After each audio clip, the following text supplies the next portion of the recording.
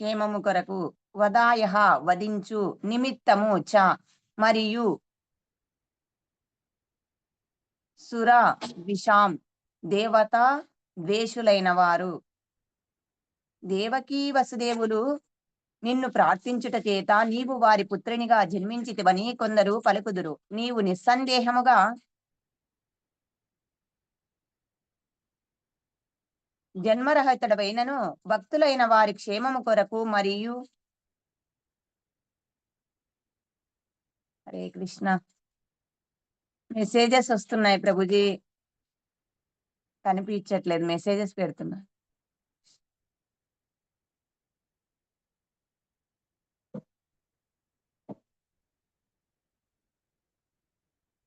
దేవకీ వసుదేవులు నిన్ను ప్రార్థించుట చేత నీవు వారి పుత్రునిగా జన్మించితివని కొందరు పలుకుదురు. నీవు నిస్సందేహముగా జన్మరహితుడవైనను భక్తులైన వారి క్షేమము కొరకు మరియు సురద్వేషులైన వారిని సంహరించుటకు జన్మించుచుందువు.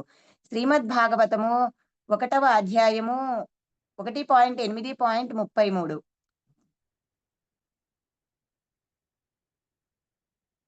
దేవకీ వసుదేవులు పూర్వజన్మలో వృష్టి సుతవులు భగవంతుని తమ పుత్రిగా పొందుటకు వారెన్నో సంవత్సరములు కఠిన తపస్సు చేసిరి.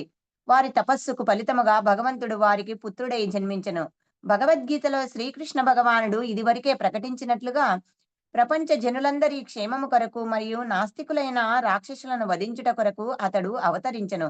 భగవంతుడు ఇట్లు చెబుతుండెను, యదా హి ధర్మస్య గ్లానిర్భవతి భారత అభ్యుత్థాన మధర్మస్య తదాత్మానం సృజామ్యహం.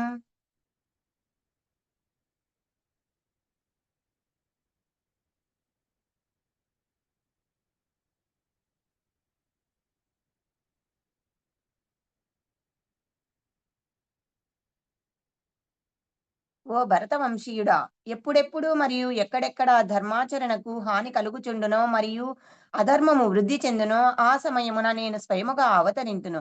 భగవద్గీత 4.7. ధర్మస్య గ్లాని అనగా ధర్మమునకు హాని మరియు అక్రమములు పెరిగినప్పుడు ధర్మము కలుషితమగును.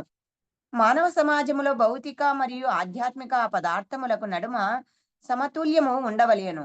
నిజమునకు మనము స్వరూపులము. ఏమైనను ఏదో ఒక విధముగా మనము ఈ భౌతిక శరీరములో బంధించబడితిమి. ఈ శరీరము ఉన్నంత కాలము శరీర అవసరములైన ఆహార, నిద్ర, భయ, మైథునాతులను అంగీకరించి తీరవలెను. ఆత్మకు ఇవేవీ అవసరము లేదు. ఆత్మకు ఆహారము అవసరం లేదు. మనము భుజించు ఆహారమంతయు శరీర పోషణకే ఉద్దేశించబడెను. నేటి నాగరికత ఈ శరీర అవసరాలను తీర్చుకొనుటకు మాత్రమే పాటుపడుతుండెను. ఆత్మ అవసరాలను పూర్తిగా మర్చిపోతుండిరి. ఇది మూర్ఖత్వము. కనుకనే నాగరికతలో సమతుల్యము నశిస్తుండెను. ఉదాహరణకు, ఒకడు తాను ధరించు వస్త్రములను మాత్రమే శుభ్రపరుస్తూ శరీరమును నిర్లక్ష్యపరచును. మనము ఒక పక్షిని పంజరంలో పెట్టి పక్షిని మరిచి పంజరమును జాగ్రత్తగా కాపాడినచో అది మూర్ఖత్వమగును. పక్షి కాకా నాకు ఆహారము ఇమ్ము అను అరుస్తున్నను మనము దానిని మరిచి పంజరమును మాత్రమే జాగ్రత్తగా చూచుకొనిచో ఆ పక్షి ఆనందముగా ఎట్లు ఉండగలదు? మనము ఆనందముగా మనము ఆనందముగా లేకపోవుటకు కారణమేమిటి? పాశ్చాత్య దేశములలో, ముఖ్యముగా అమెరికాలో సంపదకు, ఆహారమునకు, కార్లకు, సంభోగ సుఖములకు కొదవలేదు. సర్వము సమృద్ధిగా లభిస్తున్నను కొందరు నిరాశ నిస్పృహలకు లోనై హిప్పీల వలె మారుటకు గల కారణమేమిటి? ఈ జీవితములో వారికి తృప్తి కలుగుటలేదు. ఎందుకనగా సమతుల్యము నశించెను. మనము కేవలము శారీరక అవసరములను మాత్రమే గుర్తించుచుందుము. మనకు ఆత్మకు గూర్చిన లేక దాని అవసరములను గూర్చిన ఏ విధమైన సమాచారము లేదు. ఆత్మే నిజమైనది, శరీరము దానిపై గల కవచము మాత్రమే. కనుక ఆత్మను మరచుట ఒక విధముగా ధర్మస్య గ్లానిహ అనగా ధర్మము క్షీణించుటయే. ధర్మం అనగా విద్యుత్ కర్మ. సాధారణంగా ధర్మం అనగా మతముగా చెప్పబడును, మతం అనగా విశ్వాసముగా చెప్పబడును. ధర్మం అనేది ఒక రకమైన విశ్వాసము కాదు. ధర్మం అనగా విద్యుత్ కర్మ. ఆత్మ యొక్క అవసరములను గుర్తించుటయే ప్రతి ఒక్కరి నిజ ధర్మం. కానీ దురదృష్టవశాత్తు ఆత్మకు సంబంధించిన సమాచారము మన వద్ద లేదు. అంతేకాకుండా మనము కేవలము శారీరక అవసరాలను తీర్చుకొనుటలోనే మునిగి ఉందుము. శరీరముతో సుఖ జీవితము గడుపుట చాలదు. ఎవరైనను ఎంతగా సుఖ జీవనమును గడిపినను మరణము తర్వాత తప్పించుకొనలేరు. జీవన పోరాటము, జీవించుటకు అర్హత అను విషయముల గూర్చి మాత్రమే మనము ఆలోచిస్తుందుము. ఏమైనను కేవలం శరీర సుఖములనేవి సుఖములేవి సుఖములనేవి మానవుడు శాశ్వతముగా నివసించుటకు లేక జీవించుటకు తోడ్పడవు. కనుక ఈ విధముగా శరీర సంరక్షణ కొరకై పాటుపడుటకు ధర్మస్య గ్లానిహ అనగా విద్యుత్ ధర్మలను విస్మరించుటయే అగును. మానవుడు శరీర అవసరములను మరియు ఆత్మ అవసరములను కూడా ఎరుగవలెను. ఆత్మను సుఖముగా ఉంచుటయే నిజమైన జీవిత అవసరము. భౌతిక వస్తువులు చేత ఆత్మ ఎన్నడూ సుఖముగా ఉండలేదు. ఆత్మ శరీరమునకు భిన్నమైనది. కనుక తప్పక ఆత్మకు ఆధ్యాత్మిక ఆహారము అవసరమగును. అదే కృష్ణ చైతన్యము. ఒకడు రోగగ్రస్తుడైనప్పుడు వానికి తగిన ఆహారము, తగిన ఔషధములను అందించవలెను. ఈ రెండునూ అవసరమే. అతనికి కేవలం ఔషధము మాత్రమే ఇచ్చి పుష్టికరమైన ఆహారమును అందించనిచో చికిత్స విజయవంతము కాలేదు. కనుక ఆత్మకు తగిన ఔషధమైన ఆహారము అందించుటయే కృష్ణ చైతన్య ఉద్యమము ఉద్దేశించబడినది. కృష్ణ ప్రసాదమే సరైన ఆహారము. అది మొదట శ్రీకృష్ణునకు నివేదించబడినది. హరే కృష్ణ మహామంత్రమే సరైన ఔషధము. నివృత్త నివృత్త తురైవ పగీవ యానాత్ భవైషాద్భవోచ్చోత్రమనో వీరమాత్ కవుత్తమ శ్లోక గుణానువాదాత్ పుమాన్ విరజ్యేత వినా పశుఘ్నాత్. పరీక్షిత్ మహారాజు 10.1.4. పరీక్షిత్ మహారాజు సుఖదేవ గోస్వామితో ఇట్లు పలికెను. భాగవతమునకు సంబంధించి మీరు చేస్తున్న ఉపదేశములు సామాన్యమైనవి కావు. ఈ భాగవత ఉపదేశములను నివృత్త తృష్ణ అనగా ఆరాటములు లేనట్టి వారు ఆస్వాదించురు. ఈ భౌతిక ప్రపంచంలో ప్రతి ఒక్కరును సుఖముల కొరకై ఆరాట పడుతుందరు. కానీ అట్టి ఆరాటముల నుండి బయటపడిన వారే భాగవతమునకు భాగవతమును ఎంతగా ఆస్వాదించి వచ్చి ఉందరు. సర్వేశ్వరుడైన భగవంతునకు సంబంధించి ప్రతి ఒక్క విషయమును భాగవతమందురు. కనుక భగవంతుడు మరియు హరే కృష్ణ మహామంత్రము కూడా భాగవతమే. భౌతిక కోరికలను తృప్తిపరచుకొనవలెనని ఆరాటము నుండి బయటపడిన వానికే భాగవతము రుచించునని పరీక్షిత్ మహారాజు తెలిపెను. అయినచో శ్రీమద్ భాగవతమును ఎందుకు ఆస్వాదించవలెను? భవౌ భవౌషధి అనగా జనన మరణ రోగములకు సరైన ఔషధము. ప్రస్తుతం మనము భవ రోగముతో బాధపడుతుంటిమి. భౌతికవాదులు రోగము అనగా ఏమిటి, ఆరోగ్యము అనగా ఏమిటి అనే విషయమును గూర్చి ఎరగలేరు. వారు దేనిని ఎరగకున్నను వారు గొప్ప శాస్త్రజ్ఞులుగా, తత్వవేత్తలుగా నటించుచుందురు. నేను చావను కోరను అయినను ఎందుకు ఈ మృత్యువు నాపై బలవంతముగా రుద్దబడుతుండెను అను విషయమును వారు విచారింపరు. ఈ సమస్య పరిష్కారమేమిటో వారెరగరు. అయినను వారు గొప్ప శాస్త్రజ్ఞులము అని చెప్పుకొందురు. వారు ఎట్టి శాస్త్రజ్ఞులు? శాస్త్ర ప్రగతి ఈ దుర్భర స్థితిని తొలగించుటకు కావలసిన తగిన జ్ఞానమును అందించవలెను. లేనిచో శాస్త్రము అను పదమునకు అర్థమే లేదు. వారు మనకు భవిష్యత్తులో తోడ్పడగలమని వాగ్దానములను చేస్తుందురు. కనుక మనము వారిని ఇప్పుడు మాకు మీరు ఏ విధముగా తోడ్పడగలరు అని ప్రశ్నించవలెను. ఒక నిజమైన శాస్త్రజ్ఞుడు ఇప్పటికి వలనే ఇక ముందు కూడా మీరు బాధలను అనుభవించుము. భవిష్యత్తులో మీ తోడ్పాటు కొరక ఏదో ఒక రసాయనిక పదార్థమును మేము కనుగొందుము అని చెప్పాడు. అత్యంతిక దుఃఖ నివృత్తి. అత్యంతిక అనగా దుఃఖ అత్యంతిక అనగా చివరిది, దుఃఖ అనగా బాధలు. ఈ ఇతి బాధలను రూపుమాపుటయే మానవ జీవిత లక్ష్యము. కానీ ఈ ఇతి బాధలు అనగా ఏమిటో ప్రజలెరగరు. వీటిని గూర్చి భగవద్గీత జన్మ మృత్యు జరా వ్యాధి, జనన మరణ వృద్ధాప్యము మరియు రోగము అని తెలిపెను. మనము ఈ బాధలను తొలగించుకొనుటకు ఏమి చేయగలము? ఈ భౌతిక ప్రపంచంలో వీటికి పరిష్కారము లేదు. ఈ అన్ని రకముల బాధల నుండి విముక్తి పొందు మార్గము భగవద్గీత 8.15లో తెలుపబడినది. అందులో భగవానుడు ఇట్లు చెబుతుండెను. మాముపేత్య పునర్జన్మ దుఃఖాలయామ శాశ్వతం నప్నువంతి మహాత్మనః సంసిద్ధిం పరమాం గత. భక్తి యోగులైన మహాత్ములు నన్ను పొందిన పిమ్మట అత్యున్నతమైన సంసిద్ధిని పొందిన వారగుటచే దుఃఖాలయమైన ఈ అనిత్య జగత్తుకు మరలా తిరిగి రారు. కనుక ప్రతి ఒక్కడూ తన ధామమును తిరిగి చేరుకోవలనని భగవంతుడు చెబుతుండెను. కానీ దురదృష్టవశాత్తు జనులకు భగవంతుని గూర్చి అతని ధామమును చేరగలరా లేదా అను విషయమును గూర్చి అది సాధ్యమా లేదా అను దానికి సంబంధించిన ఎట్టి జ్ఞానము ఉండదు. జ్ఞానహీనులగుట చేత వారు పశువులతో సమానము. వారు భగవంతుడా నాకు రోజువారీ ఆహారమును ప్రసాదించుము అని ప్రార్థిస్తుందురు. మనము వారిని భగవంతుడు అనగా ఎవరు అని ప్రశ్నించినచో వారు వివరించగలరా? వివరించలేరు. అయినచో వారెవరిని ప్రార్థిస్తున్నట్లు? వారు కేవలము గాలిలో ప్రార్థిస్తున్నారా? నేనెవరినైనను ఏదైనా వినతి పత్రము సమర్పించదలిచినచో దానిని అంగీకరించుటకు ఒక వ్యక్తి తప్పక ఉండవలెను. కానీ వారు ఆ వ్యక్తి ఎవరు లేక ఆ పత్రమును ఎక్కడ సమర్పించుకొనవలెనో ఎరగరు.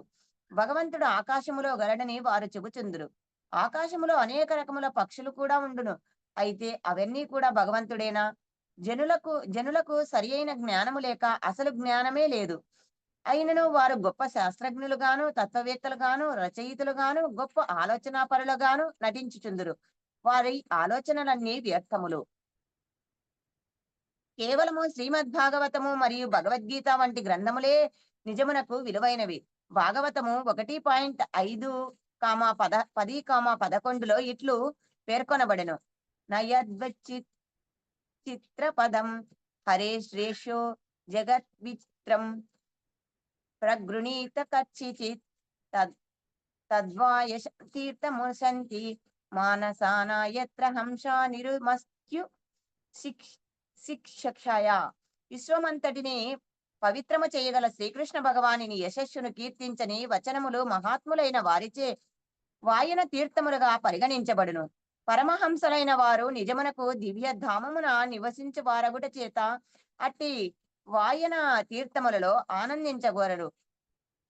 తగ్దిగ్సర్గో జనతా జనతాఘ విష్ణవో యస్మిన్ ప్రతి శ్లోకమబద్ధ వత్యపిరి నా నామాన్య సన్ సంతస్వ యశోజ్ఞాతాని యత్స్యన్యంతి గాయని గృణని సాధవః. అది అట్లుండగా అనంతుడైన శ్రీకృష్ణ భగవానుని నామ యశో రూప లీలాదులు దివ్య వర్ణములతో నిండి ఉన్నట్టి సాహిత్యము విభిన్న రచనయై ఉండెను. దివ్య వాక్పరితమై ఉండి పెడదారి బట్టిన ఈ ప్రపంచ జనుల పాప జీవనములలో విప్లవాత్మకమైన మార్పును తీసుకువచ్చుట కొరకై ఉద్దేశించబడిన అట్టి దివ్య సాహిత్యము చక్కగా రచింపబడకున్నను సాధకులైన పవిత్రాత్మలచే శ్రవణ కీర్తనలు చేయబడి ప్రీతితో గ్రహించబడెను. భగవంతునితో సంబంధము లేని ఏ సాహిత్యమైనను కాకులు వినోదించు ప్రదేశము వంటివి. కాకులు మలిన ప్రదేశములలో మాత్రమే సంచరించును. కానీ హంసలు ఉద్యానవనములతో నిండిన నిర్మలమైన నీటిలో విహరించును. కనుక జంతువులలోనూ కొన్ని సహజ విభాగములు కలవు. కాకులు హంసల దగ్గరకు వెళ్ళవు. అట్లే హంసలు కూడా కాకుల దగ్గరకు వెళ్ళవు. అదే విధముగా మానవులలో కూడా వివిధ వర్గముల వారుందురు. కొందరు కాకుల వంటి వారు, మరికొందరు హంసల వంటి వారు. హంసలు వంటి వారు కృష్ణ చైతన్య కేంద్రములకు వస్తుందురు. అక్కడ ప్రతిదీ నిర్మలమై ఉండును. ఉత్తమ తత్వము, ఉత్తమ ఆధ్యాత్మిక ఆహారము, ఉత్తమ విద్య మరియు విజ్ఞానము వంటివెన్నో లభించును. కాకుల వంటి వారు క్లబ్బులకు, పార్టీలకు, దిగంబర నృత్యములకు, అటువంటి ఇతర అనేక ప్రదేశములకు వెడుతుందురు.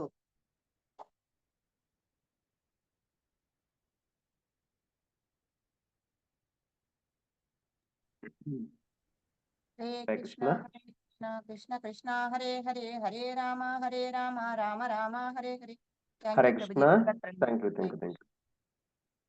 ఓం అజ్ఞానతిమిరాంధస్య జ్ఞానాంజనశలాకయ చక్షురున్మిళితం ఏన తస్మై శ్రీ గురవే నమః. నమో ఓం విష్ణుపాదాయ కృష్ణప్రేష్ఠాయ భూతలే శ్రీమతే భక్తివేదాంత స్వామినితి నామినే. నమస్తే సారస్వతి దేవే గౌరవాణి ప్రచారిణే నిర్విశేష శూన్యవాది పాశ్చాత్య దేశతారిణే వాంఛాకల్పతరుభ్యస్య కృపా సింధుభ్యైవ చ పతితానాం పావనేభ్యో వైష్ణవేభ్యో నమో నమః. जय श्री कृष्ण चैतन्य प्रभु नित्यानंद श्री अद्वैत गदाधर श्रीवासादि गौर भक्तवृंद। हरे कृष्णा कृष्णा कृष्णा हरे हरे, हरे राम राम राम हरे हरे। హరే కృష్ణ భక్తులందరికీ స్వాగతం. సో ఈరోజు ప్రభుపాదుల వారు కుంతి మహారాణి చెప్పినటువంటి ప్రార్థనలో ఒక ప్రార్థన నుంచి చాలా విషయాలు మనకి చెప్తున్నారు. అపరే వాసుదేవస్య దేవక్యాం యాచితో బెగాత్ అజస్త్వం అస్య క్షేమాయ వదాయాచ సురద్విషం. సో దీనికంటే ముందు శ్లోకం నుంచి కుంతి మహారాణి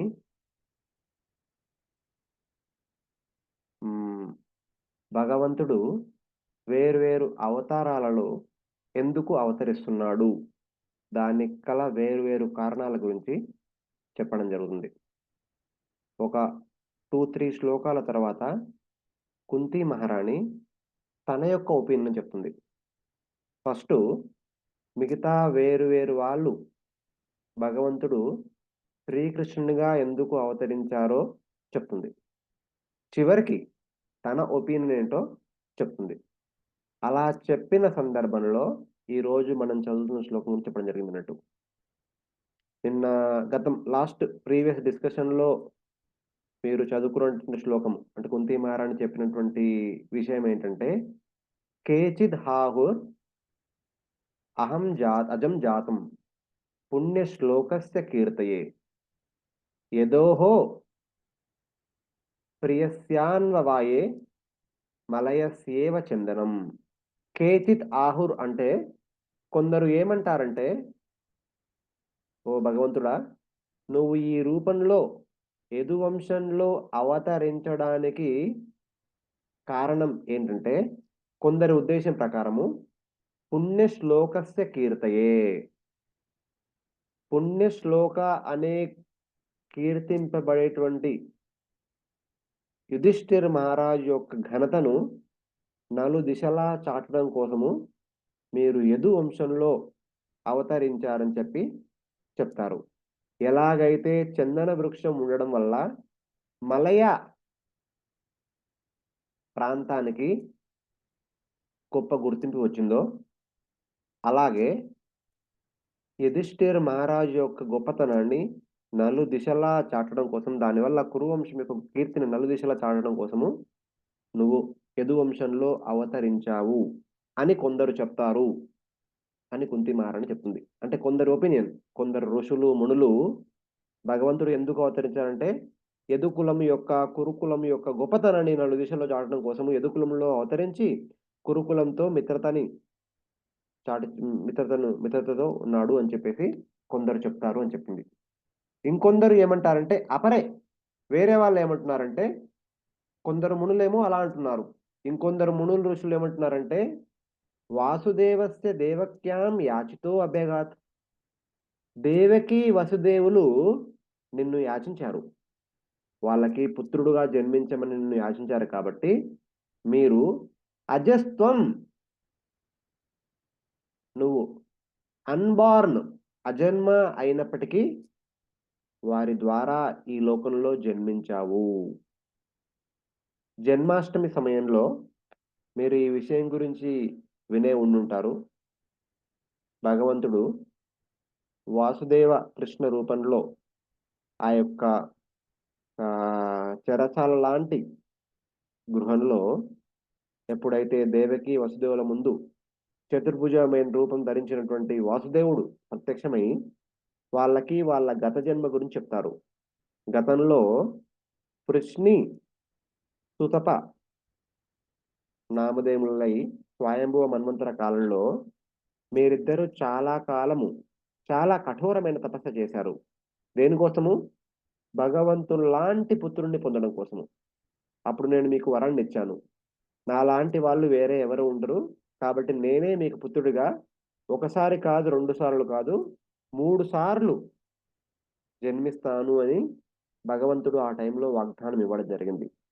సో మొదటిసారికి పృశ్ని సుతపలకి వాళ్ళకి పృశ్ని గర్భుడిగా జన్మనిచ్చారు భగవంతుడు.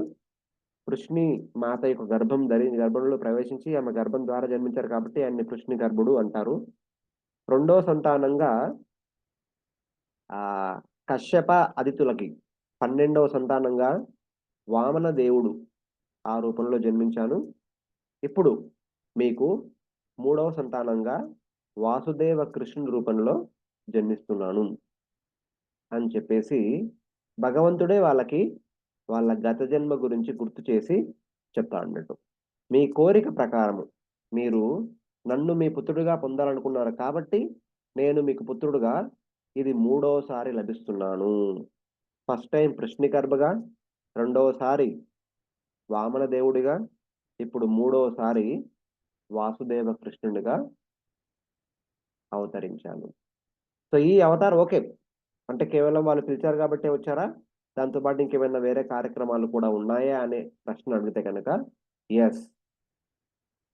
క్షేమాయ వదాయ సురద్విషం.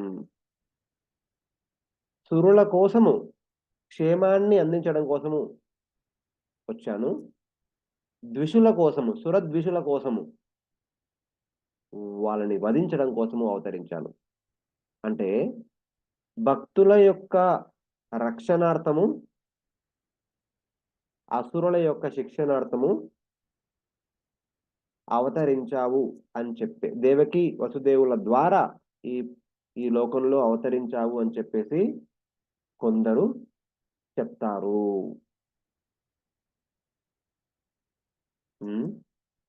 అజస్త్వం అస్య క్షేమాయ. ఈ భౌతిక ప్రపంచంలో ఉన్నటువంటి శరణార్థులను రక్షించడం కోసము, సురద్విషులు అయినటువంటి అసురులను వధించడం కోసము నువ్వు దేవకి వసుదేవుల కోరిక మేరకు వాళ్ళ పుత్రుడిగా అవతరించావు అని చెప్పేసి ఇంకొందరు ఋషులు మునులు చెప్తున్నారు అని చెప్పేసి కుంతిమారని చెప్తుంది. ఇంకా రాబోయే రోజుల్లో కూడా మిగతా ప్రార్థనల ద్వారా వేరు వేరు కారణాల గురించి చెప్పి చివరికి తను ఏమనుకుంటుందో తన ఒపీనియన్ గురించి కూడా చెప్తారు. అవి చాలా మంచి శ్లోకాలు. భాగవతం ప్రథమ స్కందంలో చాలా ముఖ్యమైన శ్లోకాలు. కుంతి మహారాణి తన ఒపీనియన్ చెప్తుంది. భగవంతుడు ఈ భౌతిక ప్రపంచంలో ఎందుకు అవతరిస్తారు, తన ఒపీనియన్ ఏంటి, తన అండర్స్టాండింగ్ ఏంటి, అవి చాలా ముఖ్యమైనవి.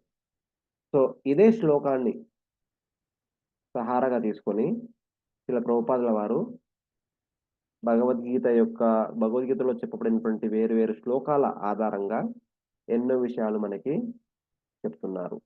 యదా యదా హి ధర్మస్య గ్లానిర్భవతి భారత అభ్యుత్థానమధర్మస్య తదాత్మానం సృజామ్యహం పరిత్రాణాయ సాధూనాం వినాశాయ చ దుష్కృతాం ధర్మ సంస్థాపనార్థాయ సంభవామి యుగే యుగే.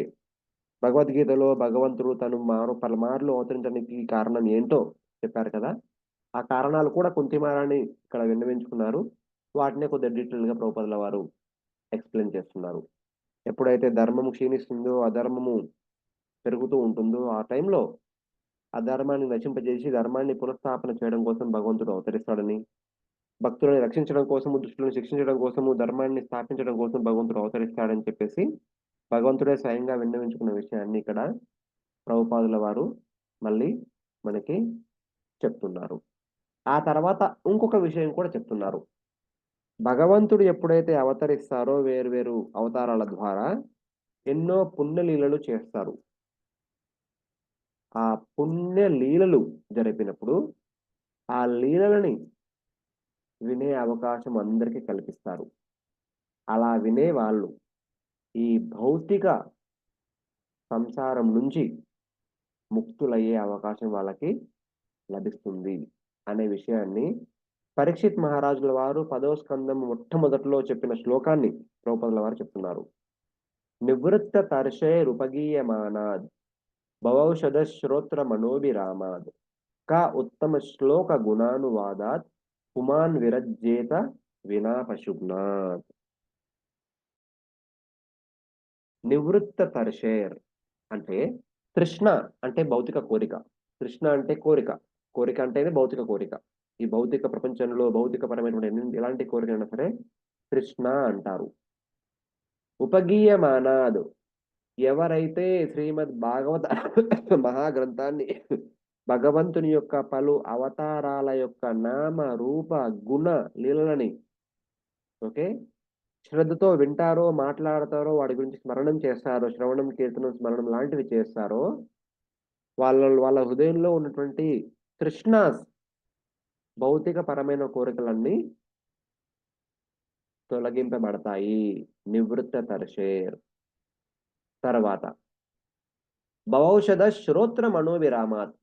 అలా వింటున్నటువంటి భాగవత కథలు వాళ్ళ హృదయానికి ఎంతో మనోహరంగా అనిపించి వాళ్ళు ఇంకా వింటూనే ఉంటారు. అలా వింటున్నటువంటి వ్యక్తులకి ఈ యొక్క భాగవతాన్ని వినడము, చర్చించడము, స్మరించుకోవడము అనేటువంటి ప్రక్రియ ఒక ఔషధం వలె పనిచేస్తుంది. దేనికి అది ఔషధము? భవరోగానికి ఔషధము. భవరోగం అంటే జన్మ మృత్యు జరా వ్యాధి అనేటువంటి వృత్తంలో పలుమార్లు కిందికి పైకి తిరగడము అనేటువంటి భవరోగము నుంచి వాళ్ళని ముక్తులను చేయగలిగేటువంటి శక్తి కేవలం ఈ ప్రక్రియకి మాత్రమే ఉంది. కేవలం ఈ ప్రక్రియ మాత్రమే భవ రోగానికి సరి అయిన మందు. శ్రోత్ర మనో అభిరామాత్. హృదయానికి ఇష్టంగా వినేటువంటి కృష్ణ కథ భౌతిక రోగానికి కరెక్ట్ ఔషధము. కా ఉత్తమ శ్లోక గుణానువాదాద్. కావున ఈ భాగవత కథం వినడము, చర్చించడము, స్మరించుకోవడం అనేది ఇలాంటి ఎన్నో మంచి పనులు చేస్తుంది. కాబట్టి ఎవరు భాగవతాన్ని వినరండి? అందరూ తప్పకుండా వింటారు. కా ఉత్తమ శ్లోక గుణానువాదాత్ ఉమాన్ విరజ్జేత వినా పశుఘ్నాత్. వాళ్ళని వాళ్ళు ఆత్మహత్య చేసుకోవాలని నిశ్చయించుకున్న వాళ్ళు తప్ప మిగతా వాళ్ళు ఎవరైనా సరే భాగవత కథలని ఎంతో శ్రద్ధగా వింటారు. అలా వినని వాళ్ళు వాళ్ళని వాళ్ళు ఆత్మహత్య చేసుకుంటున్నారు అని చెప్పేసి చెప్పడం జరిగింది. ఎందుకంటే మానవ జన్మ అనేది ఒక సదావకాశము. ఈ సదవకాశాన్ని సద్వినియోగపరచుకోకపోతే మనల్ని మనము హత్య చేసుకుంటున్నట్టు. హత్య చేసుకోవడం అంటే మనము కరెంటు ఉన్న పొజిషన్ నుంచి తక్కువ పొజిషన్కి మనల్ని మనము తీసుకెళ్లడము. అంటే భాగవత కథల్ని వినకపోవడము, భక్తిని పాటించకపోవడము, భక్తిని భగవద్భక్తుల్ని సేవించకపోవడం వల్ల మనము మనల్ని రాబోయే జన్మలలో దిగజార్చుకోపోతున్నాము. అది దాని అర్థము. అంటే ఈ మానవ శరీరాన్ని వదిలిన తర్వాత మనకు లభించేవి నరకం లాంటి చిన్న చిన్న పశుపక్షాదుల మధ్యలో జన్మ పొందడము, వాటిలాగా జన్మించడము. సో ఆ విషయాన్ని ఇక్కడ పశుఘ్నాత్ అనే పదం వాడి చెప్పడం జరిగింది. ఆ తర్వాత ఈ భాగవతం అనేటువంటి మా గ్రంథము నయద్వచశ్చిత్ర పదం హరేర్యశో జగత్ పవిత్రం ప్రగ్నీత కరిహిచిత్ తద్వాయసం తీర్థం పుషంతి మానస నయత్ర హంస నిరమంతి ఉతిక్షయ. ఈ భాగవతము అనేటువంటి గ్రంథములో భగవంతుని యొక్క శుద్ధ నామ లీల గుణ రూపాల గురించి వర్ణించడం జరిగింది. అవి ఏం చేస్తాయంటే జగత్ పవిత్రం ప్రగృహీత కరేచిత్. ఎవరైనా సరే వీటిని స్వీకరిస్తే వాళ్ళు శుద్ధీకరణం అవ్వడమే కాకుండా వాళ్ళ చుట్టూ ఉన్నటువంటి ఈ ప్రపంచాన్ని కూడా వాళ్ళు శుద్ధీకరణం చేయగలరు. ఆ యొక్క గొప్ప శక్తి భాగవతంలో ఉంటుంది. ఎవరైతే ఎక్కడైతే భాగవతాన్ని వింటారో, చర్చిస్తారో, స్మరించుకుంటారో వాళ్ళొక్కరే కాదు, వాళ్ళ చుట్టూ ఉన్న పరిసర ప్రాంతాలన్నీ పవిత్రమైపోతాయి. అలాంటి భాగవతాన్ని వదిలేసి అన్య విషయాలపై ఆసక్తి చూపించే వాళ్ళు కాకులతో సమానం మాత్రమే. కాకులు మంచి మంచి తినే పదార్థాలను వదిలేసి ఆ యొక్క మురికి కుంటలలో ఉన్నట్టు మురికిని మాత్రమే తినడానికి ఇష్టపడతాయి. కానీ హంసలు కేవలం పాలను మాత్రమే స్వీకరిస్తాయి. నయత్ర హంస నిరమంతి సుశిక్షయ. రమంతి మీన్స్ ఆనందాన్ని పొందడం. నిరమంతి మీన్స్ ఆనందాన్ని పొందవు. ఎలాగైతే ఈ భౌతిక ప్రపంచంలో ఉన్నటువంటి మురికుంటల్లో ఆనందాన్ని పొందే వాయసం అంటే కాకులు ఎలాంటి స్థలాల్లో ఉంటాయో, అలాంటి స్థలాల్లో హంసలు అలాంటి స్థలాల్లో లేదా అలాంటి విషయ వస్తువుల పట్ల హంసల్లాంటి భక్తులు ఎలాంటి ఆసక్తి చూపడము, ఆనందం పొందడం చేయరు. కేవలం కాకులు మాత్రమే అలాంటి చోట్లలో అలాంటి విషయ ఆకర్షితులై ఆనందాన్ని పొందుతారు అని చెప్పేసి చెప్తున్నారు. సో, భక్తులు ఎలాంటి వాటి పట్ల ఆకర్షితులవుతారు? తద్వాగ్ విసర్గో జనతాగ విప్లవో యస్మిన్ ప్రతి శ్లోకమబధ్యవతి నామాని అనంతస్య యశోంకితాని యత్ శృణ్వంతి గాయంతి గృణంతి సాధవా. సాధువులందరూ ఏ భగవంతుని యొక్క అనంతుడి యొక్క నామ, రూప, గుణ లీలలు హ్మ్. చర్చిస్తారో వాటిని వినడం కోసము, వినేవాళ్ళు ఉంటారో వాటిని గాయం చేయడం కోసము, అంటే వాటిని చర్చించడం కోసము, తర్వాత వాటి గురించి ఎప్పుడూ స్మరించుకోవడము అనేటువంటి విషయాలపైననే ఆసక్తి చూపిస్తారు. ఎందుకంటే ఈ యొక్క భాగవత కథలు ఈ భౌతిక ప్రపంచంలో జనతాగ విప్లవం ఒక విప్లవాన్ని తీసుకురాబోతున్నాయి. భౌతిక ప్రపంచంలో బద్ధజీవులందరూ వెళ్ళేటువంటి మార్గం ఒకటైతే, భాగవత కథలను విని, వాటి ద్వారా ప్రేరణ పొందినటువంటి వ్యక్తులు వెళ్ళే మార్గము దానికి వ్యతిరేక దిశలో ఉంటుంది. జనతాగ విప్లవో యస్మిన్ ప్రతి శ్లోకమభజ్యవతి ప్రతి శ్లోకానికి శక్తి ఉంది. భాగవతంలో ఉన్నటువంటి ప్రతి ఏదో ఒక శ్లోకం విన్నప్పటికీ దాన్ని మనస్ఫూర్తిగా అంగీకరించినటువంటి వ్యక్తులు భౌతిక ప్రపంచంలో అందరూ వెళ్ళే మార్గానికి వ్యతిరేక దిశలో వెళ్తారు. అలాంటి విప్లవాన్ని సృష్టించబోయే శక్తి శ్రీమద్ భాగవతానికి ఉంది అని చెప్పేసి భాగవతం మొదటి స్కందంలోనే మొదట్లోనే చెప్పడం జరిగింది.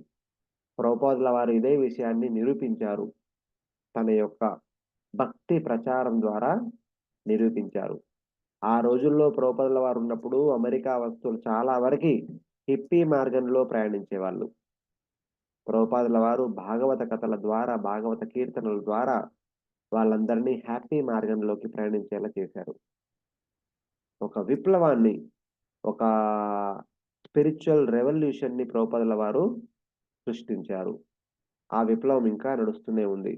ఈరోజు కూడా మన చుట్టూ ఉన్నటువంటి మన బంధుమిత్రులు, స్నేహితులు, సమాజంలోని వ్యక్తులు వీళ్ళందరూ వెళ్ళేటువంటి జీవన మార్గం ఒకవైపైతే, భక్తులు వెళ్ళే జీవన మార్గము దానికి ఎంటైర్‌లీ విపరీత దిశలో ఉంటుంది.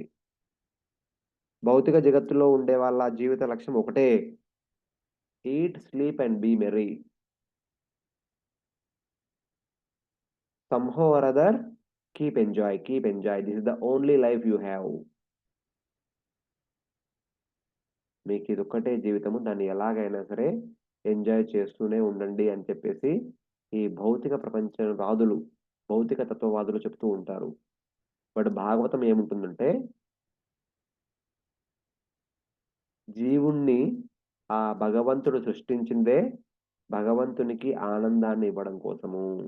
భగవత్ సేవ చేయడం కోసము. భగవత్ సేవ చేయడం ద్వారా భగవంతునికి మనం ఆనందాన్నిస్తాము. భగవంతునికి ఆనందాన్నివ్వడం ద్వారా మనము భగవంతుని కంటే 100 రెట్లు ఎక్కువ ఆనందాన్ని పొందుతాము అనే విషయం గురించి శ్రీమద్ భాగవతం ద్వారా మనందరికీ శ్రీల ప్రభుపాదుల వారు చెప్పడానికి ప్రయత్నిస్తున్నారు. సో, అదే విషయాన్ని శ్రీల ప్రభుపాదుల వారు తన యొక్క మాటల ద్వారా చెప్పడం జరిగింది.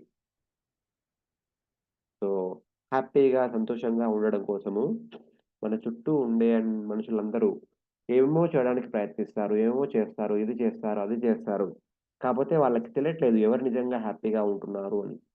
వాళ్ళు చేసే పనులన్నీ ఈ యొక్క బాహ్య శరీరానికి, బాహ్య ఆవరణానికి సుఖ సంతోషాల్ని కలిగించడం కోసం మాత్రమే.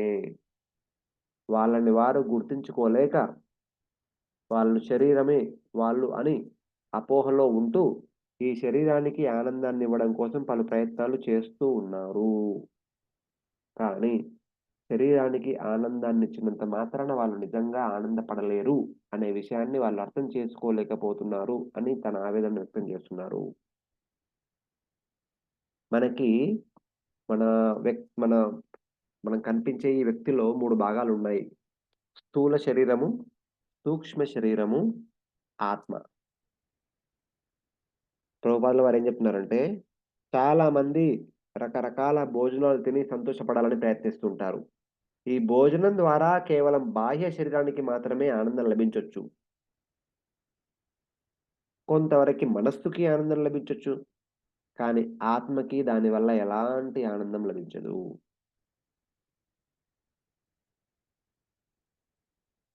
ఆత్మకి ఆనందము నిజమైన ధర్మాన్ని పాటించినప్పుడు మాత్రమే లభిస్తుంది. శరీర సుఖము, మానసిక సంతోషము తత్సంబంధమైనటువంటి కార్యాలు చేసినప్పుడు వాటికేం కావాలో అవి లభిస్తాయి.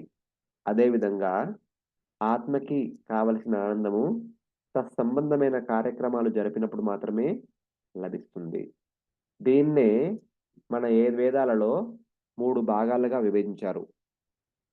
శరీరానికి సంబంధించినటువంటి చేయాల్సిన కార్యాలని కర్మ అంటారు. అంటే స్థూల శరీరానికి సంబంధించినవి. అదే విధంగా సూక్ష్మ శరీరానికి సంబంధించినటువంటి కార్యాలు అంటే సూక్ష్మ శరీరానికి సంతోషాన్ని కలిగించే కార్యాలని జ్ఞాన అంటారు. ఆత్మకి సంబంధమైనటువంటి కార్యాలని భక్తి అంటారు.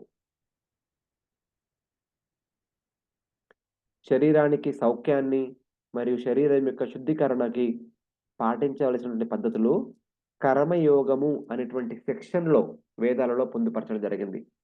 మనం పాటించాల్సినటువంటి వర్ణాశ్రమ ధర్మాలన్నీ మన శరీరానికి కావలసినటువంటి ఏర్పాట్లు చేయడం కోసము.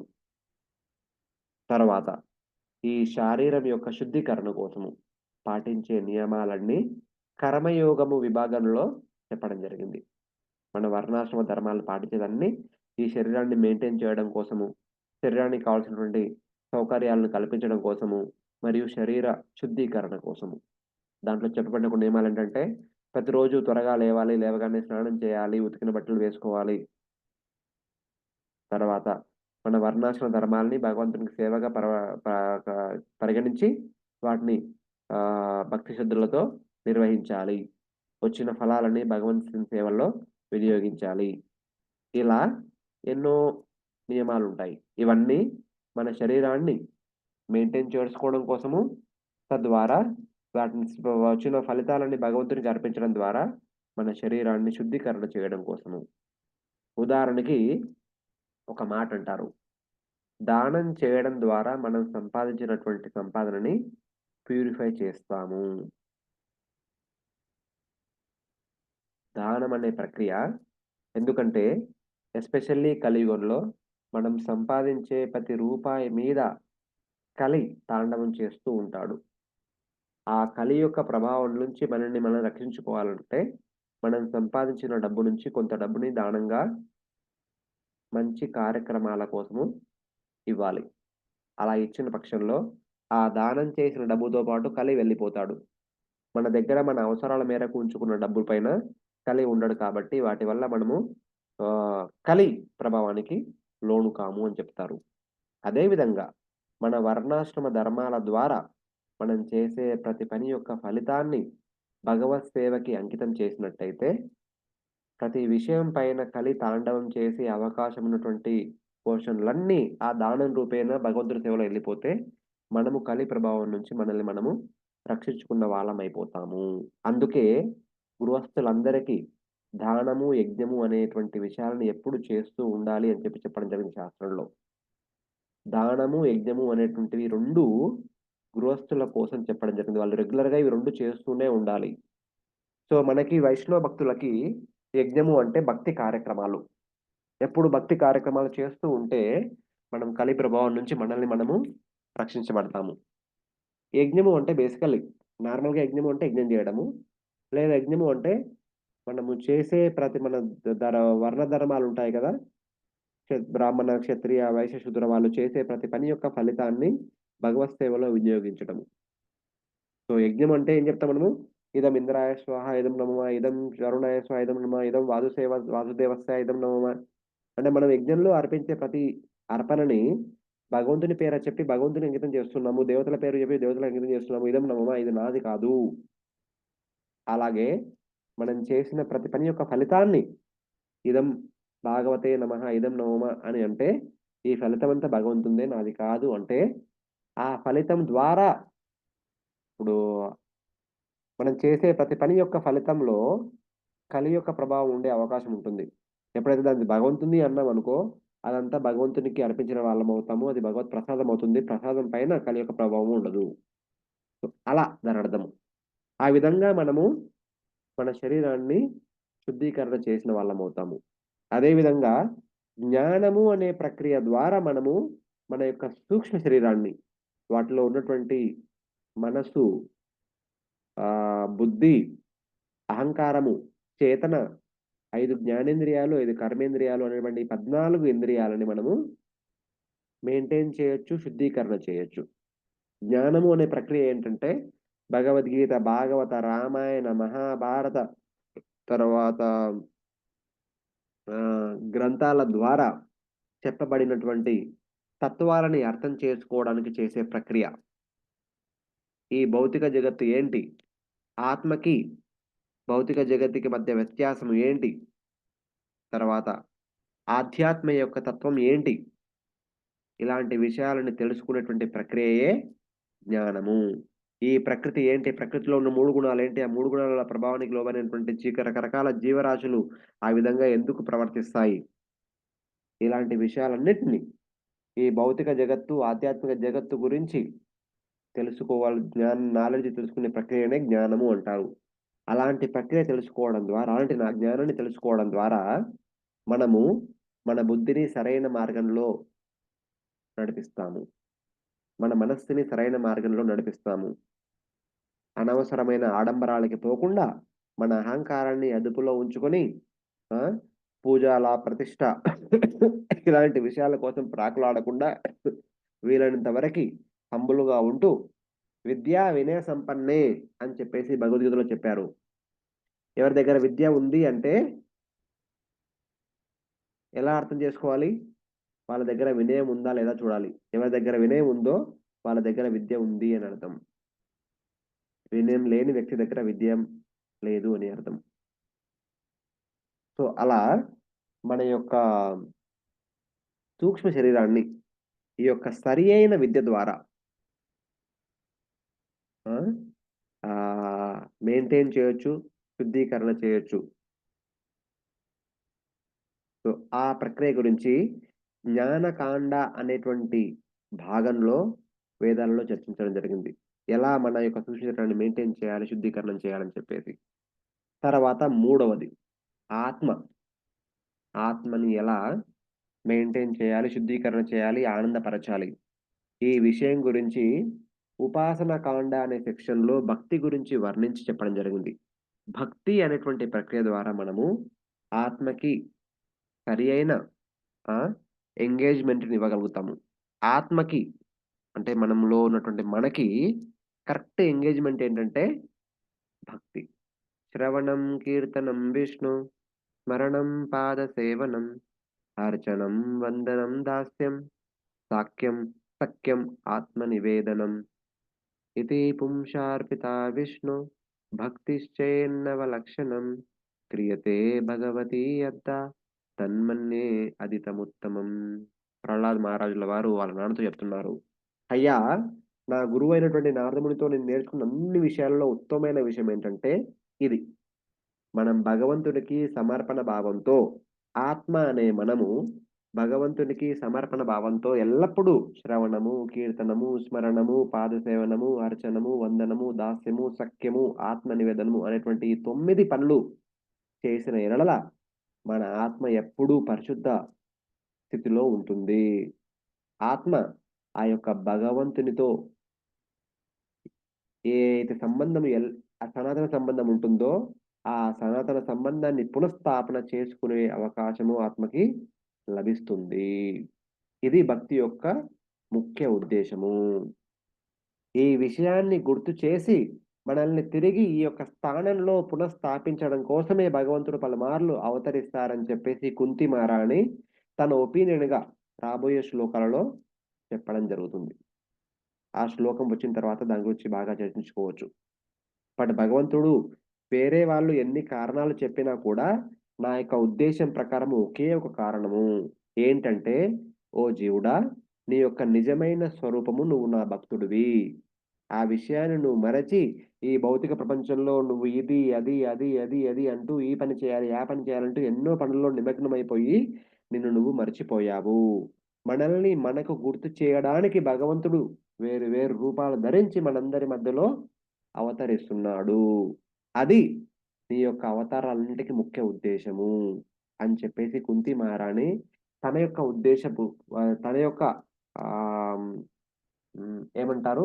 ఒపీనియన్‌గా రాబోయే శ్లోకాలలో చెప్పడం జరుగుతుంది. అవి వచ్చినప్పుడు మనం వాటి గురించి చర్చించుకుందాము. సో, ఈరోజు ఇక్కడితో ఆపేద్దాము. సో, ప్రభుపాదుల వారు చెప్పిన విషయాలు, తత్సంబంధమైన కొన్ని 4 విషయాల గురించి చర్చించడం జరిగింది.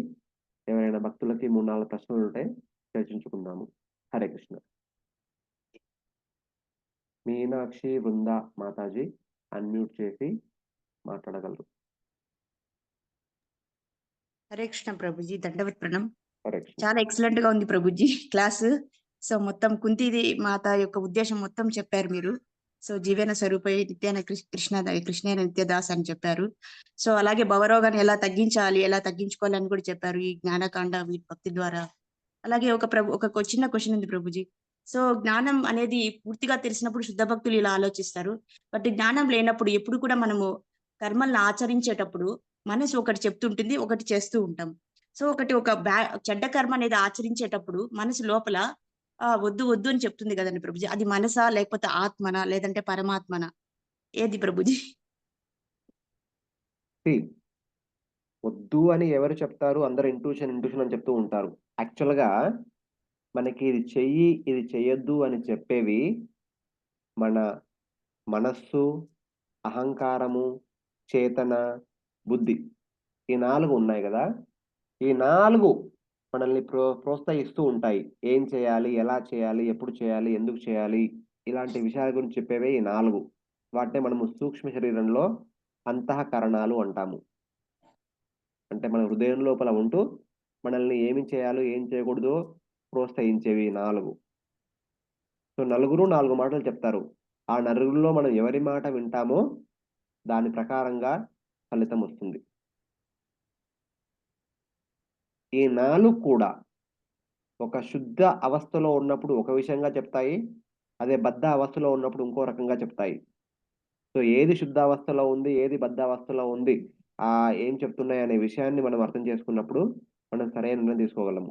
వాటిని శుద్ధీకరణ చేసే ప్రక్రియనే జ్ఞానము.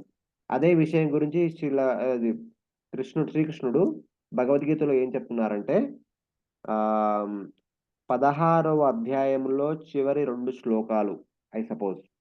అక్కడ ఏం చెప్తారంటే, "యశ్ శాస్త్రవిధిముత్సృజ్య వర్తతే కామకారత. న స సిద్ధిం అవాప్నోతి నా సుఖం నా పరాం గతిం." మనం చేసే ప్రతి పనులన్నీ సుఖ సంతోషాల కోసమే చేస్తాం భౌతిక ప్రపంచంలో. కాపోతే మనం చేసే ప్రతి పనిని శాస్త్రం ఆధారంగా చేసినట్టయితే మనకి నిజంగా సుఖ సంతోషాలు లభిస్తాయి.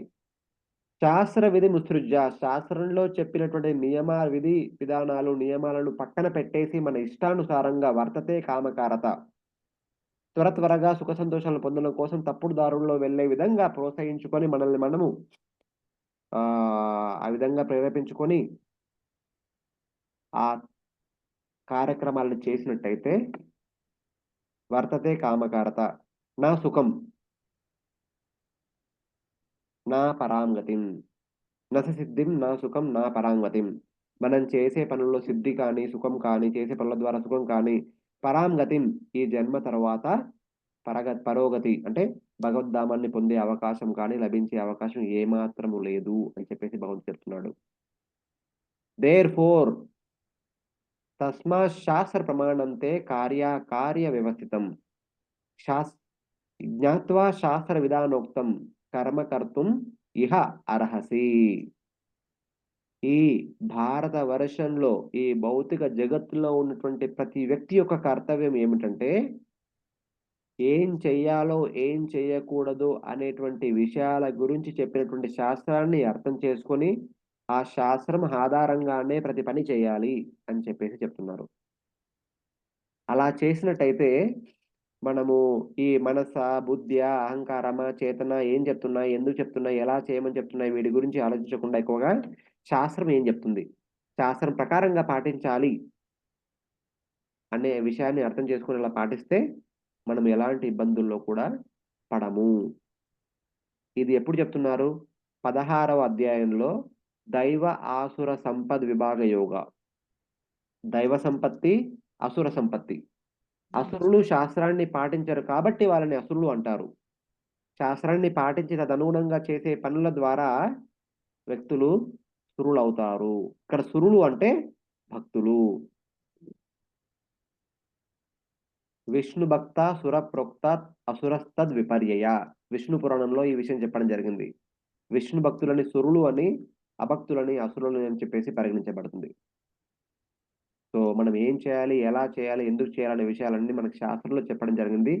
శాస్త్రం ఆధారంగా మనం మన పనులన్నీ చేస్తే మనం ఎప్పటికీ సురులుగా, భక్తులుగా పరిగణింపబడి మనల్ని మనం రక్షించుకుంటాము. సో ఇది భగవద్గీతలో వేదాల్లో చెప్పినట్లు జ్ఞానకాండ ఈ ఉమ్, భక్తి ఇవి ఆచరిస్తే సరిపోతుంది కదండి ప్రభుజీ. So yes, yes. కాబట్టి వీటిని మన శాస్త్రంలో చెప్పిన విధంగా మనము ఆచరిస్తే మనల్ని మనం రక్షించుకోగలుగుతాము. సో మనసు, అహంకారము, బుద్ధి, చేతన ఇవే కదండి ప్రభుజీ కారణం అప్పటికి. ఆ, అన్ని చోట్ల అవే కారణమే. వేదాలని అనుసరించినప్పుడు మనసు, బుద్ధి మనకి సన్మార్గాన్ని సూచిస్తాయి. వేదాలని శాస్త్రాలని అనుసరించినప్పుడు ఇదే మనసు, బుద్ధి మనకి సన్మార్గాల్ని చూపించవు, తప్పుడు దారులని చూపిస్తాయి. అప్పుడు 2 ఒపీనియన్స్ ఉండవు కదండి ప్రభుజీ, ఒకే ఒక ఒపీనియన్ ఉంటుంది. అప్పుడు మనకు అర్థమైతే ఒకసారి 2 ఒపీనియన్స్ ఏమి ఉండవు. అది అర్థం కాని పక్షంలోనే వేరే వేరే ఒపీనియన్లు ఉంటాయి. ఇప్పుడు మనం భక్తి మార్గంలోకి వచ్చిన తర్వాత మనందరికీ ఒక విషయాన్ని ప్రతిరోజు హ్యామరింగ్ చేసి మరీ చెప్తారు. ఏంటది? No meat eating, no intoxication, no gambling, no illicit sex అని చెప్పేసి, తర్వాత ఓన్లీ ఈట్ ప్రసాదం అని చెప్పేసి, regularly stay in the association of devotees, and తర్వాత don't associate with non devotees అని చెప్పేసి ఇవన్నీ చెప్తూ రెగ్యులర్గా వింటూ ఉంటాం. కాబట్టి అవి అన్ని సార్లు వింటాం కాబట్టి మనల్ని మనం జాగ్రత్తగా చూసుకోవడానికి ప్రయత్నిస్తూ ఉంటాము. అలా చేసిన పక్షంలో ట్రైనింగ్ అవుతుంది. వాటి ద్వారా వచ్చే దుష్పరిణామాలకు దూరంగా ఉంటాము. సో ఆ విధంగా. Very nice explanation Prabhuji, thank you so much. Pratyusha Mataji.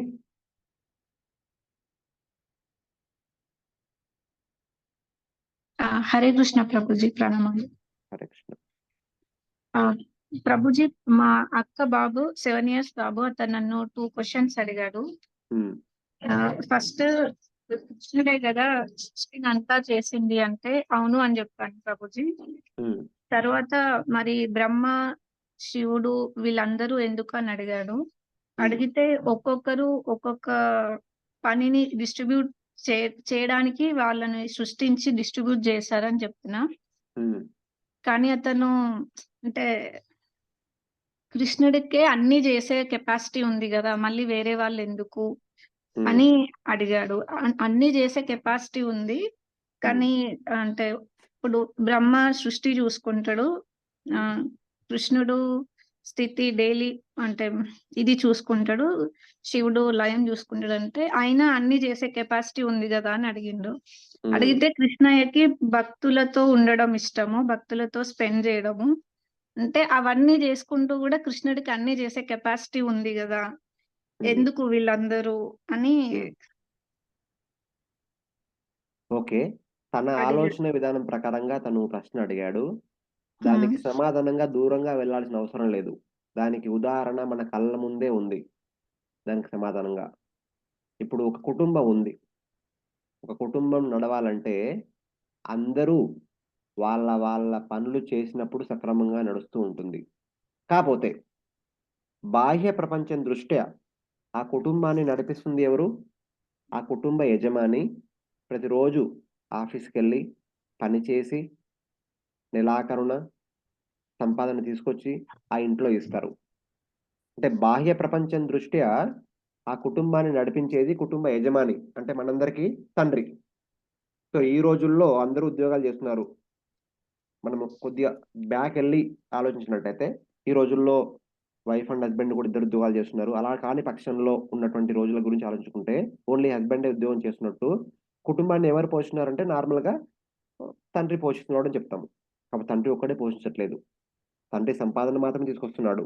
ఆ తర్వాత ఇంట్లో తల్లి ఇంటినన్ని శుభ్రంగా ఉంచుతూ, కావాల్సిన వంటంతా తయారు చేసి, అందరికి కావాల్సిన ఏర్పాట్లు చేస్తుంది. ఆమె తల్లి ఒక్కటే అన్నీ చేయలేదు. ఆ ఇంట్లో ఉన్నటువంటి మిగతా కుటుంబ సభ్యులు కూడా ఇప్పుడు పిల్లలుంటారు. వాళ్ళకి చెప్తారు. వెళ్ళు కూరగాయలు తీసుకురా, వెళ్ళు పాలు తీసుకురా, వెళ్ళు ఇది తీసుకురా, వెళ్ళు అది తీసుకురా అంటే వాళ్ళు కూడా వాళ్ళ శక్తి మేరకు వాళ్ళ వంతు సహాయం చేస్తారు. సో, ఇదే విధంగా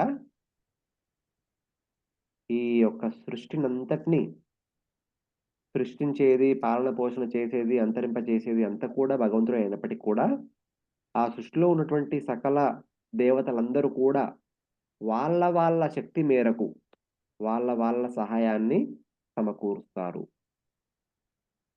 సో, ఆ విధంగా మనము అర్థం చేసుకోవాలి. అంటే మనం ఫ్యామిలీతో ఎగ్జాంపుల్ ఇస్తే అతను మనకంటే లిమిట్ ఉంటది. అట్లా హ్మ్. ఒక టైంలో ఒక పనిని ఇంతే చేయగలుగుతాము. హ్మ్. మనకి కెపాసిటీ లిమిట్ ఉంటది. భగవంతుడికి అట్లా ఉండదు గదా! అంటే ఆయన అండర్‌స్టాండింగ్ ఎ ఎన్నైనా భగవంతుడు చెయ్యగలడు కదా! మళ్ళీ వీళ్ళందరూ ఎందుకు? ఆ! అన్నీ భగవంతుడు చేయగలడు. అలాంటప్పుడు మనం మిగతా వాళ్ళందరి యొక్క అవసరం ఏముందింకా? అప్పుడు ఆ! భగవంతుడు ఒక్కడే ఉంటాడు. హ్మ్. కాపోతే భగవంతుడు ఎన్ని చేసుకున్నా భగవంతునికి ఇంకో పేరేంటంటే రసో వైసహ. భగవంతుడు రసో వైసహ అంటే ఈ యొక్క 5 రసాలున్నాయి కదా! శాంత, దాస్య, సఖ్య, వాత్సల్య, మాధుర్య. ఈ రసాల యొక్క ఇచ్చిపుచ్చుకోవడం అనే ప్రక్రియ ద్వారా ఆ భగవంతుడు ఆ ఆనందాన్ని పొందుతాడు. అదే ఆనందాన్ని అందరితో పంచుకుంటాడు. ఈ ఆనందాన్ని నిత్య నూతనంగా పెంపొందించడం కోసమే భగవంతుడు సకల చరాచర జీవరాశులందరినీ సృష్టించాడు. వాటిలో కొందరు పెద్దవాళ్ళున్నారు, కొందరు మీడియం వాళ్ళున్నారు, కొందరు చిన్నవాళ్ళున్నారు. రకరకాల జీవరాశులు, రకరకాల దేవతలు, ఋషులు, మునులు వీళ్ళందరూ ఉన్నారు. ఎందుకు అంటే వేరు వేరు జీవరాశుల ద్వారా వేరు వేరు రకాలుగా ఈ ఆనందాన్ని ఇచ్చిపుచ్చుకోవడనే ప్రక్రియతో ఒకరినొకరు సంతోషపరచుకోవడం కోసమే ఇవన్నీ చేసింది. భగవంతుడు మనందరికీ ఆనందాన్నివ్వడం కోసం మనకి భగవంతునికి సేవ చేసే అవకాశాన్నిచ్చాడు. అదే విధంగా మన సేవ ద్వారా మనకి భగవంతునికి ఆనందాన్నిచ్చే అవకాశాన్ని ఇచ్చాడు. ఇంతకు మించి వేరే ఉద్దేశ్యం ఏమి లేదు. ఆ సేవ అనే ప్రక్రియలో కొందరు సృష్టించడము, పాలన పోషణ చేయడము, సంహరింప చేయడము అనేటువంటిది వాళ్ళకి సేవ భగవంతుని పట్ల. కొందరికి కర్మ, జ్ఞాన, యోగ, భక్తి ఇది భగవంతుని పట్ల సేవ. కొందరికి కీర్తనము, నృత్యము ఇలాంటివన్నీ భగవంతుని పట్ల సేవ. ఇవన్నీ భగవంతునికి, భక్తునికి మధ్య ఆనందాన్ని ఇచ్చిపుచ్చుకోవడం కోసమే చేయబడినవి. అంతకు మించి వేరే కారణం ఏమీ లేదు. ఇవన్నీ లేకుండా కూడా భగవంతుడు ఆనందంగా ఉండగలడు. బట్ ఇవన్నీ లేకుండా మనము నిజమైన ఆనందాన్ని పొందలేము.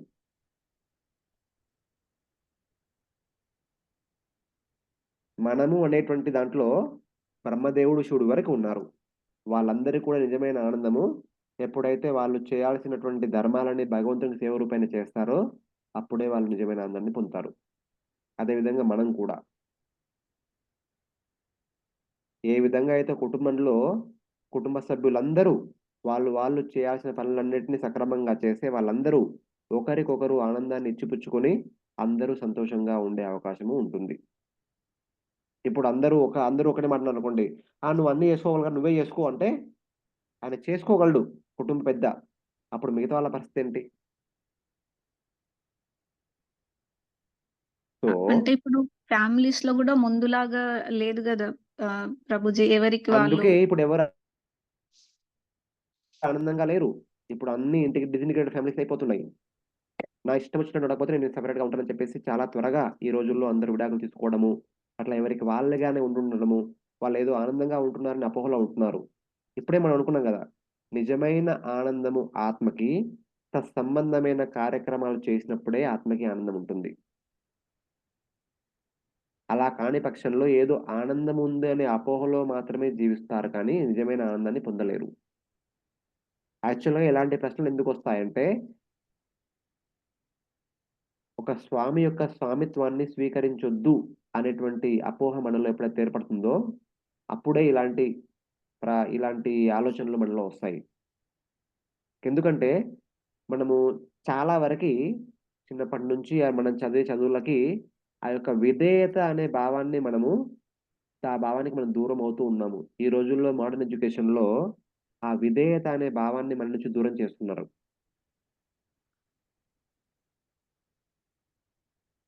Self made man. You can do everything whatever you want. You can create miracles. అలాంటివన్నీ చెప్తారు మనకి ఈ రోజుల్లో ఎడ్యుకేషన్ సిస్టమ్‌లో. కాపోతే మన శాస్త్రాల్లో మొదటి నుంచి చెప్పేది విధేయత. తద్విద్ధి ప్రణిపాతేన పరిప్రశ్నేన సేవయా ఉపదేక్షంతి తే జ్ఞానం జ్ఞానినస్తత్వదర్శినః. మనము నిజమైన జ్ఞానాన్ని అర్జించడం కోసము ఒక గురువు దగ్గర విధేయుడిగా సేవ చేయాలి. తద్విద్ధి ప్రణిపాతేన పరిప్రశ్నేన సేవయ. ప్రణిపాత్ సేవ చేసిన తర్వాతనే పరిప్రశ్న చేయాలి. అవి చేయకుండా ప్రశ్నించకూడదు. గురువుగారికి మనం విధేయులం అవ్వాలి. సేవ చేయాలి. ఆ తర్వాతే మిగతాదంతా. తర్వాత దీర్ఘయ వృద్ధ సేవయ. భాగవతం 11వ స్కందంలో ఏం చెప్తారంటే, దీర్ఘకాలం వరకి వృద్ధ సేవ చేసిన పక్షంలో మాత్రమే ఒక వ్యక్తి శాస్త్రం యొక్క మర్మాన్ని అర్థం చేసుకునే శక్తి వాళ్ళకి లభించదు. వృద్ధ అంటే వృద్ధులనే కాదు. మనకంటే వృద్ధులు వయస్సులో కానీ, జ్ఞానంలో కానీ, ఇంకా తదితర విషయాలలో మనకంటే వృద్ధులు ఎవరైతే ఉంటారో వాళ్ళందరికీ చాలా కాలం వరకు సేవ చేయాలి. అలా సేవ చేయడం ద్వారానే మన యొక్క మనస్సు యొక్క శుద్ధీకరణ ప్లస్ మనకి నిజమైన జ్ఞానం యొక్క అర్జన లభిస్తుంది. మీరు ప్రభుజీ అతను అడిగిన సెకండ్ క్వశ్చన్ హ్మ్. కలి కూడా పార్ట్ ఆఫ్ సృష్టి అయినా అడిగాడు. అవును అని చెప్పిన. మరి కలి బ్యాడ్ కదా, శ్రీకృష్ణుడు కలిని ఎందుకు సృష్టించిండు అని అడిగిండు. భాగవతం 7వ స్కందంలో శ్రీకృష్ణుడిని కాదు. ఇప్పుడు ఒక చిన్న డిఫరెన్స్ చెప్తాను. శ్రీకృష్ణుడు ప్లస్ విష్ణువు. ఇప్పుడు సృష్టి, స్థితి, లయ ఉన్నాయి కదా! ఈ మూడింటిని చూసుకునే వాళ్ళు బ్రహ్మ, క్షీరదక్ష విష్ణు, శివుడు. బ్రహ్మ ఈ భౌతిక బ్రహ్మాండంలో 14 లోకాలలో ఉన్నటువంటి జీవరాశుల యొక్క శరీరాలను నిర్మిస్తాడు. ఆయన చేసేది ఆ సృష్టి. తర్వాత క్షీరదక్ష విష్ణు ఈ 14 లోకాల యొక్క పాలన పోషణ గురించి చూసుకుంటాడు. తర్వాత శివుడు బ్రహ్మ యొక్క ప్రతిదినం అయిపోయిన తర్వాత 14 లోకాలు నశింపజేసేటువంటి కార్యాన్ని చూసుకుంటాడు. కాకపోతే ఈ యొక్క 14 లోకాలని పాలన పోషణ చూసుకున్నటువంటి విష్ణుమూర్తి క్షీరదక్ష విష్ణువు ఉన్నాడు కదా! ఆయన ఎప్పుడు యోగనిద్రలోనే ఉంటాడు. యోగనిద్రలో ఎందుకు ఉంటాడంటే, సమోహం సర్వభూతేషు నమే ద్వేషోస్తి నా ప్రియః అంటారు. అంటే దాని అర్థం ఏంటంటే, ఆ యొక్క పరమాత్మకి అందరు జీవులు సమానమే. వాళ్ళ కర్మానుసారము, వాళ్ళ ఇష్టానుసారము, వాళ్ళ ఇష్టం వచ్చినట్టు ప్రవర్తించుకునే శక్తిని వాళ్ళకిచ్చేస్తాడు. వాళ్ళకి ఆ శక్తి ప్రదానం చేసి, అంటే వాళ్ళు పుట్టే సమయంలోనే వాళ్ళకి ఆ యొక్క శక్తిని ప్రదానం చేసి, ఆయన యోగనిద్రలోకి వెళ్ళిపోతాడు. ఇక నీ యొక్క కర్మానుసారము నువ్వు ఏదైతే పొందగలవో నీకవన్నీ సమకూర్చాను. ఇక నీ ఇష్టం వచ్చినట్టుగా ఉండు అని చెప్పేసి తను యోగనిద్రలోకి వెళ్ళిపోతాడు. ఆ యొక్క పరమాత్మ మన హృదయంలో అంతర్యామి అయి యోగనిద్రావస్థలో ఉంటున్నాడు. ఇంకా ఈ జన్మంతా మనకిచ్చిన శక్తి అనుసారము మన ఇష్టారాజ్యంగా ప్రవర్తించవచ్చు. కానీ మనకి ఈ యొక్క అవకాశాన్ని ఇచ్చినటువంటి అదే భగవంతుడు, అదే పరమాత్మ వేదాలు అనేటువంటి శాస్త్రాలని మనకిచ్చాడు. ఆ శాస్త్రాలలో ఏం చేస్తే ఎలాంటి ఫలితం వస్తుంది? అనే విషయాన్ని కూడా చెప్పడం జరిగింది. అంటే మన ఇష్టానుసారంగా మనం ప్రవర్తించొచ్చు. బట్ మనం చేసే ప్రతి పనికి తదనుగుణమైనటువంటి ఫలితం వస్తుంది అనే విషయాన్ని కూడా శాస్త్రాల ద్వారా చెప్పడం జరిగింది. సో, మనం ఏం చేయాలి, ఏం చేయకూడదు అనేది మనము మనంతటికి నిర్ణయించుకొని చేయాలి. ఇది పరమాత్మ అయినటువంటి విష్ణుమూర్తి పాలన, పోషణ అనేటువంటి బాధ్యతని స్వీకరించినటువంటి క్షీరోదక్షాయ విష్ణు చేసే పని. ఇలాగా రకరకాల విష్ణుమూర్తులున్నారు. ఇంకొకరు గర్భోదక్షాయ విష్ణు అని చెప్పేసి, మహావిష్ణు, కారణోదక్షాయ విష్ణు అని చెప్పేసి ఇలా వేరు వేరు విష్ణుమూర్తులున్నారు. వాళ్ళకి సంబంధించిన పనులన్నీ చేస్తారు. వీటి గురించి మనం వేరే టైంలో చర్చించుకుందాము. సో, కానీ వీళ్ళందరికంటే పైన ఇవన్నీ వీళ్ళు చేసేది భౌతిక ప్రపంచంలో, భౌతిక జగత్తులో. ఈ భౌతిక జగత్తులన్నింటికంటే పైన ఉండేది వైకుంఠ లోకాలు. ఒక్కొక్క వైకుంఠ లోకంలో ఒక్కొక్క వైకుంఠ ధాముడు ఉంటాడు. ఒక్కొక్క విష్ణుమూర్తి ఉంటారు. ఒక వైకుంఠ లోకంలో మత్స్య, మీన, కూర్మ, వరాహ ఇలా వేరు వేరు అవతారాలన్నీ ఒక్కొక్క వైకుంఠ లోకంలో ఉంటాయి. వాళ్ళ భక్తులు అక్కడ వాళ్ళని సేవించుకుంటూ ఉంటారు. అలాగే అన్ని వైకుంఠ లోకాలకి పైన ఉంటుంటే అయోధ్యలో శ్రీరామచంద్రుల వారు, దాని పైన ఉంటుంటే ద్వారకలో ద్వారకాధీశుడు, పైన మధురలో మధురాధీశుడు, ఆ పైన గోలకుందంలో గోపాలుడు, వీళ్ళందరూ వాళ్ళ లోకంలో వాళ్ళ భక్తులతో వాళ్ళ సేవలను స్వీకరిస్తూ ఉంటూ ఉంటారు. భౌతిక జగత్తు పట్ల భగవంతుడు ఉదాసీనంగా ఉంటాడు. అందుకే ఆయన ఎప్పుడూ యోగ నిద్రలో ఉంటారు. ఆధ్యాత్మిక జగత్తులో భగవంతుని ఆనందం కోసము, భగవంతుని సేవలో ఎల్లప్పుడూ ఉండేటువంటి శుద్ధ భక్తులు మాత్రమే ఉంటారు. భగవంతుని సేవ చేయకుండా వాళ్ళ ఇష్టం వచ్చినట్టుగా వ్యవహరించాలనుకునే వాళ్ళందరినీ భౌతిక జగత్తులోకి రప్పించి, వాళ్ళని భౌతిక జగత్తులో ఉంచి, భగవంతుడు వాళ్ళతో పరమాత్మ రూపంతో ఉన్నప్పటికీ కూడా పరమాత్మ ఎప్పుడూ యోగ నిద్రలో ఇండిఫరెంట్‌గా వాళ్ళు ఏం చేసినా, ఏం చేయకున్నా ఇండిఫరెంట్‌గా ఉంటారు. వాళ్ళకి చేసే శక్తినిచ్చి, చేసిన పని ద్వారా వచ్చే ఫలితాన్ని స్వీకరించాల్సినటువంటి బాధ్యతను కూడా వాళ్ళకి అప్పజెప్పి తను యోగ నిద్రలోకెళ్ళిపోయారు. సో, మనకి చేసే శక్తి ఉంది, అవకాశం ఉంది. చేయాలా, చేయొద్దా అనేటువంటి జ్ఞానాన్ని కూడా శాస్త్రం ద్వారా ఇచ్చారు. శాస్త్రాన్ని తెలుసుకొని శాస్త్ర ప్రకారంగా పాటించాలా లేదా అనేది మన ఇష్టం. సో, పాటించిన క ఇప్పుడు మన ఇష్టం వచ్చినట్టు చేసే ప్రతి పనికి వచ్చే ఫలితాన్ని మనము స్వీకరించాల్సిన బాధ్యత ఒక లా ద్వారా, అంటే సృష్టి యొక్క నియమం ద్వారా ఏర్పాటు చేసి తను ఎప్పుడు యోగ నిద్రలోనే ఉంటారు. ఇది ఈ విధంగా సృష్టి నడుస్తూ ఉంటుంది. ఏం చేయాలో, ఏం చేయకూడదో తెలుసుకొని తద్వారా మనం చేసినట్టయితే మనం కర్మబంధంలోకి రాము. అలా చేయని పక్షంలో మనం ఎల్లప్పుడూ కర్మబంధంలోనే చిక్కుకొని ఉంటాము. మనం చేసే ప్రతి పని యొక్క పర్యవసానానికి మనకి బాధ్యులమైపోయి ఉంటాము. సో, ఈ విధంగా సృష్టి నడుస్తూ ఉంటుంది ఎప్పుడు. దాన్ని అర్థం చేసుకొని జాగ్రత్తగా నడుచుకుంటే మనల్ని మనము రక్షించుకున్న వాళ్ళమవుతాము. అలా కాని పక్షంలో మనల్ని మనము శిక్షించుకున్న వాళ్ళమవుతాము.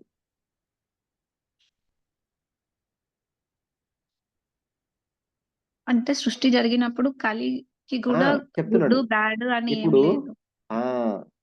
మనకి చేసేటువంటి శక్తినిచ్చాడు. ఏం చేయాలో, ఏం చేయకూడదో అనేటువంటి విచక్షణ జ్ఞానాన్ని శాస్త్రం ద్వారా ఇచ్చారు.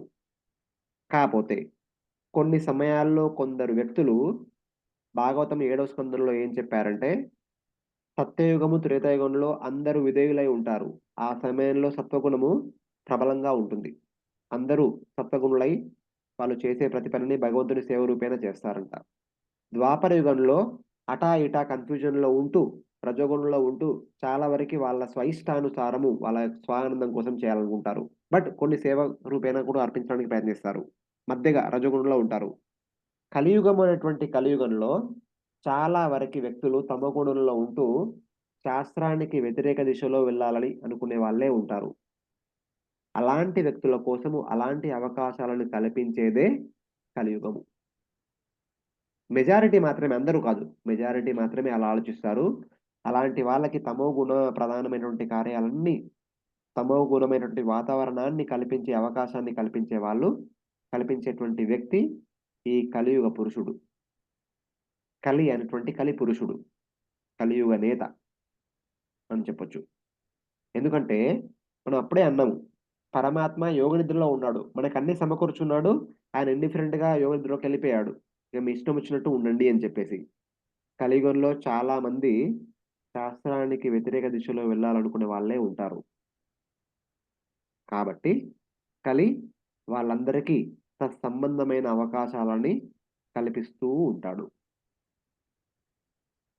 అలా ఎందుకు అంటే మెజారిటీ వాళ్ళు అలాగే ఉండాలని నిర్ణయించుకున్నారు కాబట్టి సో,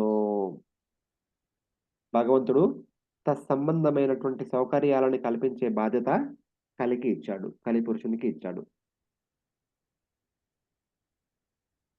మంచి మార్గంలో నడవాలనుకున్న వాళ్ళకి మంచి ఆ! చెప్పేవాళ్ళు దొరుకుతారు. యెస్. గా ఎళ్ళాలనుకునే వాళ్ళకి చెడు మార్గాలు దొరుకుతాయి. యెస్. తప్పకుండా.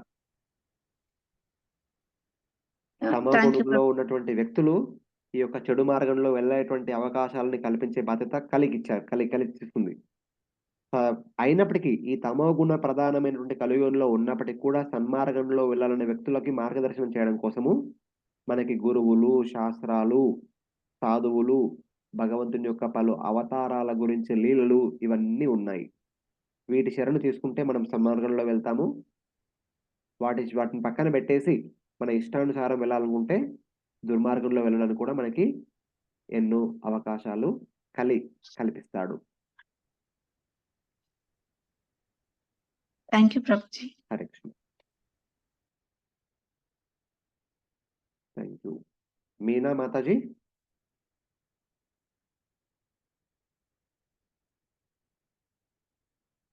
హరే కృష్ణ ప్రభుజీ. ప్రభుజీ వినిపిస్తుంది. కొంచెం గట్టిగా మాట్లాడండి. అదే ప్రభుజీ, నా క్వశ్చన్ ఏంటంటే నిష్కామ కర్మ యోగం చేయమంటారు కదా. హ్మ్. అలా చేస్తూ వెళ్తే అంటే ఇప్పుడు ఒక్కొక్క అర్జునుడు కూడా భగవద్గీతలో అడుగుతుంటారు. ఇలా చేస్తూ పోతే మెటీరియలిస్టిక్ లైఫ్ పైన ఇంట్రెస్ట్ పోయి హ్మ్. డిస్టెన్సెస్ వచ్చేస్తాయి కదా. ఇప్పుడు నార్మల్ గా నాకేంటంటే ఈ కలియుగంలో నిష్కామ కర్మ యోగా పాటిస్తే ఎవరెవరు ఎలా ఎఫెక్ట్ అవుతారు, ఒకవేళ పాటించాలంటే ఎలా పాటించాలి? ఇప్పుడు నార్మల్ గా ఇంట్లో ఒక వైఫ్ నిష్కామ కర్మ యోగం పాటిస్తే ఏ కొంచెం ఎఫెక్ట్ ఉంటది కదా ప్రభుజీ ఫ్యామిలీ పైన. హ్మ్. తనకు ఏది ఆసక్తి లేకుండా పోవడం, సో వాళ్ళ మధ్య డిస్టెన్స్ రావడం, అలాగని ఒక స్టూడెంట్ అలా ఒక్కొక్కరు అసలు ఎలా పాటించాలి, దాని మెయిన్ మోటివ్ ఏంటి ప్రభుజీ? ఫస్ట్ మనం నిష్కామ కర్మయోగం అంటే ఏందో అర్థం చేసుకుందాము. దానికి భక్తికి మధ్య భేదాలు, పోలికలేంటో అర్థం చేసుకుందాము. మీకు గతంలో కూడా ఒక ఉదాహరణ చెప్పాను. ఇప్పుడు కర్మ అనేటువంటిది ఒక పద్ధతి. కర్మ ఏంటి? మన వర్ణం ద్వారా, ఆశ్రమం ద్వారా చేసే పనులు. మెయిన్‌లీ ఈ పనులన్నీ ఎందుకు చేస్తున్నాము? జీవనోపాధి కోసము. జీవనోపాధి కోసం మనల్ని మనము ఆ! పోషించుకోవడం కోసము, అదేవిధంగా మనల్ని మనము శుద్ధీకరణ చేసుకోవడం కోసం కూడా. ఆ కర్మ అనేటువంటిది ఒక పద్ధతి. దాంట్లో 3 విభాగాలున్నాయి. వికర్మ, సకామ కర్మ, నిష్కామ కర్మ యోగా అని చెప్పేసి. వికర్మ అంటే తప్పుడు దోవలో వెళ్ళి మనల్ని మనం పోషించుకోవడం కోసం చేసే పనులు. సకామ కర్మ అంటే కేవలము పోషణయే జీవిత లక్ష్యంగా భావించి దాని కోసం మాత్రమే చేసే పనులని సకామ కర్మ అంటాము. అంటే ఎప్పుడు చేసే పని నా లాభం కోసం, నా కోసం, నా కోసం, నా కోసం, నా కోసం అనేటువంటి మనస్థితితో ఉంటూ చేసే పనులన్నిటిని సకామ కర్మ అంటాము. కామ కర్మ అంటే చేసే ప్రతి పనిని మన యొక్క కోరికలను పూర్తి చేసుకోవడం కోసమే. తర్వాత మూడవది నిష్కామ కర్మయోగ అంటే మనం చేయాల్సిన పనులని ఒక విద్యుక్త భావంతో చేయాలి. ఒక డ్యూటీ రూపేణ. యెస్. నేను వాళ్ళ స్టూడెంట్‌ని. స్టూడెంట్ యొక్క డ్యూటీ ఏంటి? పాఠాలని శ్రద్ధగా విని, శ్రద్ధగా చదువుకోవడము. నేను ఒక గృహస్థుడిని, గృహిణిని. గృహస్థుడికి, గృహిణి యొక్క డ్యూటీ ఏంటి? ఆ గృహంలో ఉన్నటువంటి కుటుంబీకులందరినీ బాగా చూసుకోవడము. వాళ్ళు చేయాల్సిన పని ద్వారా. తర్వాత మేము తల్లిదండ్రులము. వాళ్ళ యొక్క బాధ్యత ఏంటి? వాళ్ళ యొక్క పిల్లలని బాగా చూసుకోవడము. ఇలా వేరు వేరు బాధ్యతలుంటాయి. ఈ అన్నింటినీ బాధ్యతా రూపేణ చేస్తూ, ఆ చేసిన పనుల యొక్క ఫలితాన్ని భగవత్ సేవలో వినియోగించడమే నిష్కామ కర్మయోగ. నిష్కామ అంటే నేను చేసే ఫలితాలని నేను ఎంజాయ్ చేయాలి అనేటువంటి భావనని పక్కన బెట్టి, మనం చేయాల్సిన పనులని ఒక బాధ్యతా రూపంగానే, ఫలితాన్ని ఆశించకుండా బాధ్యతా రూపంగానే చేసేటువంటి ప్రక్రియని నిష్కామ కర్మయోగ అని అంటాము. ఇక్కడ ఏంటంటే పని ఫస్టు మనము మన ఇష్టానుసారంగా అంటే మనకి ఎలాంటి ట్రైనింగ్ లభించిందో చిన్నప్పటి నుంచి ఆ ట్రైనింగ్ అనుసారంగా ఆ విధంగా మనం పని చేస్తాము. ఆ పని ద్వారా వచ్చిన ఫలితాన్ని మన యొక్క సెన్స్ గ్రాటిఫికేషన్ కోసం కాకుండా భగవత్ సేవలో వినియోగించేదే నిష్కామ కర్మయోగ. దీనికి కొద్దిగా డిఫరెంటు భక్తి యోగ. భక్తి యోగ ఏంటంటే మనం చేసే పనినే భగవంతుని సేవగా చేస్తాము. మనం చేసే ప్రతి పని భగవంతుని సేవ రూపేణ చేస్తున్నాం కాబట్టి, ఆ పని ద్వారా వచ్చిన ఫలితం ఆల్రెడీ భగవంతునికే చెందుతుంది. దాన్ని ప్రత్యేకంగా మళ్ళీ మరోసారి మనం అర్పించాల్సిన అవసరం లేదు. దీనికి ఉదాహరణగా ఒక రైతు ఎగ్జాంపుల్ ఇచ్చాను గతంలో. ఒక రైతు ఏం చేస్తాడు? 4 నెలలు కష్టపడి పొలాన్ని దున్ని, వ్యవసాయం చేసి ధాన్యాన్ని పండిస్తాడు. Especially rice. రైస్ ఉదాహరణ మనం తీసుకున్నాం అప్పుడు. ఓకే. పంట పండించిన తర్వాత ఫస్టు ఒక పంట పండించిన తర్వాత కొంత భాగాన్ని తీసుకొని, దాన్ని భగవంతుడికి నైవేద్యం రూపంలో సమర్పించుకొని, ఆ మిగతా దానాన్ని ఆ తర్వాత 6 నెలల పాటు తింటాడు. అంటే ఫస్టు ఆ యొక్క మొత్తం దానిలోంచి కొంత ధాన్యాన్ని భగవంతుడికి నైవేద్యం రూపంలో సమర్పిస్తే మొత్తాన్ని సమర్పించినట్టే. మిగతా దాన్ని స్వీకరిస్తూనే ఉంటాడు. వాళ్ళు ప్రతిరోజు భగవంతునికి నైవేద్యాన్ని సమర్పించరు. సో, ఇలా చేసేవాళ్ళు అంటే వాళ్ళు చేసిన పని ద్వారా వచ్చే ఫలితాన్ని కొంత భగవంతుని సేవ రూపేణ సమర్పించేసి, మిగతాది వాళ్ళ యొక్క జీవనోపాధి కింద వాడుకుంటారు. కాపోతే భక్తి మార్గంలో ఏంటి? మనం ప్రతిరోజు, ప్రతి పూట భగవంతుడికి నైవేద్యంగా సమర్పిస్తాము. చేసే ప్రతి భోజన పదార్థాలు నైవేద్యంగా సమర్పించే ప్రతిదాన్ని ప్రసాద రూపేణ స్వీకరిస్తాము. ఇది తేడా. నిష్కామ కర్మయోగ మరియు భక్తి యోగకి మధ్య తేడా. తర్వాత వాటి యొక్క ఉద్దేశాలేంటంటే, నిష్కామ కర్మయోగ చేసే వాళ్ళ యొక్క లక్ష్యం ఏంటంటే మోక్షాన్ని పొందడము. మోక్షాన్ని పొందడం కోసము ఒక గృహస్థులుగా ఉంటూ నిష్కామ కర్మయోగ చేస్తూ, ఈ భౌతిక ప్రపంచం పట్ల ఉన్న ఆసక్తుల నుంచి వైదొలుగుతారు. సకామ కర్మలో ఆ ఆసక్తి పెరుగుతూ ఉంటుంది. పుణ్యకర్మలు చేస్తారు. బట్ ఆసక్తి పోదు. ఆసక్తి ఎప్పటికి అట్లాగే ఉంటుంది. బట్ నిష్కామ కర్మయోగంలో ఆసక్తి మెల్లమెల్లగా తగ్గుతూ వస్తుంది. చేసే పనులన్నీ బాధ్యత పరంగానే చేస్తారు. డ్యూటీ పరంగా చేస్తారు. వాటి ఫలితాలను ఎంజాయ్ చేయాలనే ఆలోచన ఏమాత్రము ఉండదు కాబట్టి, ఒకానొక క్రమంలో వాళ్ళు వానప్రస్థ లేదా సన్యాస ఆశ్రమాన్ని స్వీకరించడం కోసము తయారవుతారు. అలా స్వీకరించి వానప్రస్థ లేదా సన్యాస ఆశ్రమంలోకి ప్రవేశించి, జ్ఞాన మార్గాన్ని ఆచరించి వాళ్ళు మోక్షాన్ని పొందుతారు. అలా మోక్షాన్ని పొందడం కోసమే చెప్పబడినటువంటి ప్రక్రియ గృహస్థులుగా పాటించాల్సిన నిష్కామ కర్మయోగ. దాని ఫలితంగా వాళ్ళు వానప్రస్థ లేదా సన్యాసాన్ని పుచ్చుకోవడం కోసం వాళ్ళు యోగ్యులవుతారు. ఆ యోగ్యతని సాధించి వానప్రస్థ లేదా సన్యాస ఆశ్రమంలోకి ప్రవేశించి, అక్కడ జ్ఞాన మార్గాన్ని అనుసరించి వాళ్ళు చివరికి మోక్షాన్ని, జ్ఞానయోగాన్ని అనుసరించి వాళ్ళు మోక్షాన్ని పొందగలరు అనేటువంటి విషయాన్ని వేదాలలో చెప్పడం జరిగింది. భగవద్గీతలో కూడా అలాగే చెప్పడం జరిగింది. కాపోతే అవన్నీ ఈ కలియుగంలో మనం చేయలేము. కలియుగంలో అందరూ చేయగలిగేటువంటి ప్రక్రియ భక్తి మాత్రమే. భక్తి ఏంటంటే మనం చేసే చిన్న చితక పెద్ద పనులు ఏవైనా సరే భగవంతునికి సేవ రూపాన చేస్తే ఎప్పటికీ మనము భగవంతుని సేవకులుగానే ఉంటాము. ఈ జన్మలో మరో జన్మలో కూడా అదే సేవకులుగా కంటిన్యూ అయ్యే అవకాశం ఉంటుంది. ఇప్పుడు నిష్కామ కర్మయోగంలో మనం చేసే ప్రతి పని ధర్మంగా పాటించాలి. అది ఒక ధర్మంగా, విద్యుక్త ధర్మంగా పాటించాలి. అదే భక్తిలో అయితే భగవత్ సేవగా చేస్తున్నాము. భగవత్ సేవ ధర్మం కంటే ఒక మెట్టు ఎక్కువే. భగవత్ సేవలు చేసినప్పుడు మనం ప్రతి పనిని ఆచితూచి జాగ్రత్తగా చేస్తాము. ఎంతో భక్తి శ్రద్ధలు చేస్తాం కాబట్టి వాటిలో ఎలాంటి లోపాలు ఉండే అవకాశం ఉండదు. ఇప్పుడు మీరు అడిగినట్టుగా ఒక టీచర్ యొక్క డ్యూటీ, ఒక స్టూడెంట్ యొక్క డ్యూటీ, ఒక తల్లిదండ్రుల యొక్క డ్యూటీ, పిల్లల యొక్క డ్యూటీ ఇవన్నీ నిష్కామ కర్మయోగ చేస్తున్నప్పుడు ఒక్కోసారి తప్పుదోవ పట్టే అవకాశం ఉంటుంది. బట్ భక్తి రూపేణ చేస్తున్నప్పుడు తప్పుదోవ పట్టే అవకాశం ఏమి లేదు. ఎందుకంటే మనం చేసే పనినే భగవంతుని సేవగా చేస్తున్నాం కాబట్టి. నిష్కామ కర్మయోగంలో పని చేసిన తర్వాత వచ్చే ఫలితాన్ని సేవగా అర్పిస్తున్నాము. సో, ఈ యొక్క తేడా ఉంటుంది. కొన్నిసార్లు వీటిని అర్థం చేసుకోవడం కొద్దిగా ఇబ్బందిగా ఉంటుంది. బట్ ఏదైనప్పటికీ నిష్కామ కర్మయోగాన్ని కూడా ప్రభుపాదుల వారు భక్తి రూపేణ చర్చిస్తారు మనకి అన్ని చోట్ల. భగవద్గీత మొదటి అధ్యాయంలో అన్నీ భగవంతునికి సేవ రూపేణ చేయాలని చెప్తారు. సో, ఎప్పటివరకైతే మనం చేసే ప్రతి పనిని భగవంతుని సేవ రూపేణ చేస్తామో అప్పటి వరకి మనల్ని రక్షించుకున్న వాళ్ళమవుతాము. ఎలాంటి కర్మబంధనంలో మనము పడిపోము.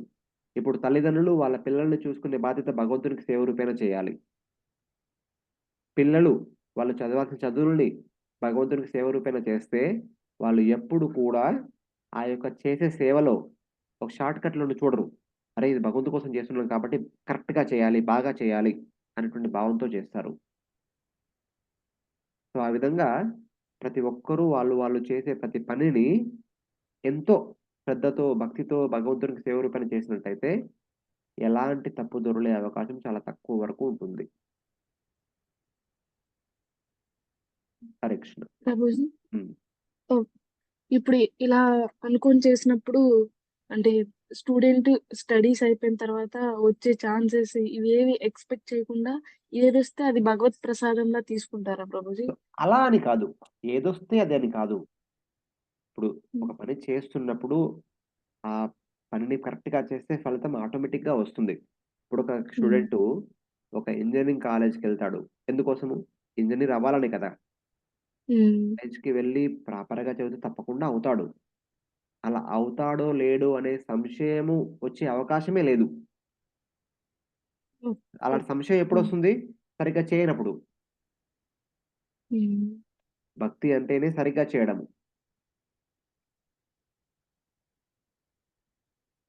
ఇలా కొంతమంది ఆహ్, ఇప్పుడు ఫ్యామిలీ సిట్యుయేషన్స్ కోసం కాంప్రమైజ్ అయ్యి, ఇప్పుడు నార్మల్‌గా యూపీఎస్సీ స్టూడెంట్స్ అనుకోండి ప్రభుజీ. హ్మ్. ఆహ్, వాళ్ళేంటంటే కొంచెం అన్‌సర్టెనిటీ గదా ప్రభుజీ. మధ్యలో ఫ్యామిలీస్ కోసం ఆహ్, ఇంత అన్‌సర్టెనిటీలో వాళ్ళని ఇబ్బంది పెట్టడం ఎందుకని కాంప్రమైజ్ అయిపోయి వచ్చేస్తారనమాట. ఈ సిట్యుయేషన్ సీ ఇవన్నీ డీటెయిల్స్. మనకి పర్పస్ అర్థం కావాలి. ఇప్పుడు పై చదువుల కోసము చాలామంది తల్లిదండ్రులు, పిల్లలు చాలా రకాలుగా నేనిక్కడ చదువుకుంటే బాగుంటుంది, అక్కడ చదువుకుంటే బాగుంటుంది, ఇది చదువుకుంటే బాగుంటుంది, అది చదువుకుంటే బాగుంటుంది అని చెప్పేసి చాలా కోరికలుంటాయి. బట్ కోరికల కంటే ముందు మన సామర్థ్యం ఏంటి? మనం ఏ విషయాన్ని ప్రాపర్‌గా చేయగలము? ఎంతవరకి ప్రాపర్‌గా చేయగలము? అది అర్థం చేసుకోవాలి. చేయలేని పక్షంలో హ్మ్. చేయాలంటే ఏం చేయాలి? దాన్ని కూడా అర్థం చేసుకొని ఆ విధంగా ప్రవర్తించగలగాలి. సీ ఇప్పుడు మీరడిగిన ప్రశ్న నాకు సరిగ్గా అర్థం కాలేదు. బట్ నేను అర్థం చేసుకున్నదేంటంటే కాంప్రమైజ్ అవుతారు చాలా సార్లు. కాంప్రమైజ్ ఎప్పుడవుతారు? సిట్యుయేషన్స్ అనుకున్నట్టు లేనప్పుడు గదా ప్రభుజీ. ఒకటేంటంటే మన డిజైరు మన ఎబిలిటీ కంటే ఎక్కువగా ఉన్నప్పుడు కాంప్రమైజ్ అవ్వాల్సొస్తుంది. మన ఎబిలిటీ అంటే మన లిమిటేషన్స్. మనం ఎంతవరకు చేయగలము అది మన సామర్థ్యము. ఎంతవరకు మన కుటుంబం మనకు సపోర్ట్ చేయగలదు అది మన సామర్థ్యము. మన కోరిక వాటికంటే ఎక్కువున్నప్పుడు మన కుటుంబం గాని, మనం గాని సపోర్ట్ చేసుకోలేం కాబట్టి మనం అక్కడ కాంప్రమైజ్ అవ్వాల్సొస్తుంది. బట్ అది అర్థం చేసుకున్నప్పుడు మన కోరిక అంత పైగా ఏముండదు కదా! హ్మ్. హ్మ్. హ్మ్. ఇప్పుడు, ఇప్పుడు మనకు చాలా వరకి ఏది వస్తే అది స్వీకరించేసి అని అనుకుంటున్నాం కానీ, ఒక విషయం అర్థం చేసుకోవాలి. ఏ పని మన యొక్క జీవన లక్ష్యాన్ని సాధించడం కోసం అనుగుణమో, సహకారియో దాన్ని అర్థం చేసుకుంటే, ఇది ఎక్కువ, తక్కువ అనేటువంటి ఆలోచన ఏమీ రాదు. మన ఇష్టాయిష్టాలు చాలా వరకి మన చుట్టూ ఉన్న సమాజాన్ని చూసి వస్తాయి. కాకపోతే ఎప్పుడైతే మన ఇష్టాయిష్టాలు శాస్త్రాన్ని ఆధారంగా చేసుకొని వస్తాయో అప్పుడు మనకి ఇలాంటి సంశయాలు ఎప్పుడూ రావు. ఉమ్, మెయిన్ మోటో తెలిస్తే అవి ఆ, చాలా వేస్ లో వెళ్ళొచ్చు మనం. yes. మనకి పర్పస్ అర్థమైతే డీటెయిల్స్ ఆటోమేటిక్ గానే సర్దుమణుగుతాయి. ఆ పర్పస్ తెలుసుకోవాలనే ప్రక్రియలోనే మనం చాలా వరకు తప్పుడు స్టెప్ వేస్తాము. అప్పుడు పర్పస్ ఎలా తెలుస్తుంది ప్రభుజీ? శాస్త్రాలు చదవడం శాస్త్రం వల్ల ద్వారా చెక్ కరెక్ట్ పర్పస్ ఏంటి? ఇప్పుడు మనం ఇప్పుడు ఇంతకుముందు చెప్పాం కదా, శరీరము ఉంది అంటే స్థూల శరీరం ఉంది, సూక్ష్మ శరీరం ఉంది, ఆత్మ ఉంది. ఈ మూడింటికి తదనుగుణమైన పనులు ఉన్నాయి, కర్మ, జ్ఞాన, భక్తి. సో మనం ప్రస్తుతానికి మనం అందరం మానవులుగా పరిగణింపబడుతున్నాము. సో మానవ జీవితం యొక్క లక్ష్యం ఏంటి?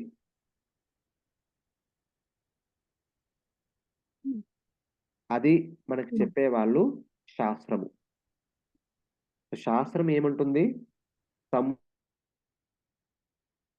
అరదర్, నువ్వు ఆ భగవత్ సేవని వదిలి ఈ భౌతిక జగత్తుకు వచ్చావు. తిరిగి మళ్ళీ ఈ భౌతిక జగత్తు నుంచి తిరిగి భగవత్ సేవకి వెళ్ళే అవకాశము కేవలము మానవ జన్మలో మాత్రమే ఉంది. మిగతా జన్మల్లో ఈ అవకాశము అంతగా లేదు. పశుపక్షాదులకి ఈ అవకాశం లేదు. ఈవెన్ దేవతా లోకంలో ఉన్న వాళ్ళకు కూడా ఈ అవకాశం లేదు. వాళ్ళకు కూడా అవకాశం ఉంది, బట్ చాలా కష్టపడాలి. వాళ్ళ జీవన కాలం కష్టపడాలి. అక్కడ వాళ్ళ జీవిత కాలం చాలా పెద్దది. కాకపోతే మానవ జీవితంలో చాలా చాలా అనుగుణమైంది. ఓకే, ఇది మనం గతంలో చర్చించుకున్నాము. ఓ మానుషో దేహే గేహే, నాట్ దట్, దేహినాం క్షణమంగురం తత్రాపి దుర్లభం మన్నే వైకుంఠ ప్రియదర్శనం. ఓకే, మానవ జన్మ లభించడం చాలా అరుదు. దాంట్లో సాధువుల సాంగత్యం లభించడం ఇంకా అరుదు. ఎందుకంటే సాధువుల సాంగత్యంలో మనం శాస్త్రం సాంగత్యంకి వస్తాము. శాస్త్ర సాంగత్యంలో వస్తే శాస్త్రం మనకి మానవ జీవితం యొక్క లక్ష్యం గురించి చెప్తుంది. మానవ జీవితం యొక్క లక్ష్యం ఏంటి? నిశ్రేయసాయ లబ్ధ్వా సుదుర్లభమిదం బహుసంభవాంతే మానుష్య మర్దమపీయమనిత్యమపీహ దేహ తూర్ణం యతేత నపతేద్ అనుమృత్యు యావత్ నిశ్రేయసాయ విషయా కలు సర్వదాస్య. నిశ్రేయసాయ అంటే జీవేర స్వరూపై కృష్ణేర నిత్యదాస్, జీవుడి యొక్క స్వరూపాన్ని పొందడము. స్వరూపాన్ని పొందే అవకాశము మానవ జన్మలో చాలా ఈజీగా లభించబడుతుంది. మిగతా జన్మలలో అది చాలా కష్టం, ఆ స్వరూపాన్ని తిరిగి పొందడము. స్వరూపాన్ని పొందేటువంటి సదవకాశము మనిషికి కల్పించగలిగారు. అది కూడా భారతవర్షంలో ప్రత్యేకంగా, భారతవర్షాన్ని ప్రత్యేకంగా జీవరాశులందరినీ వైకుంఠానికి తీసుకెళ్లే దానికోసమే సృష్టించారు. మిగతా లోకాలన్నీ భోగాల కోసము, భోగభాగ్యాల కోసము.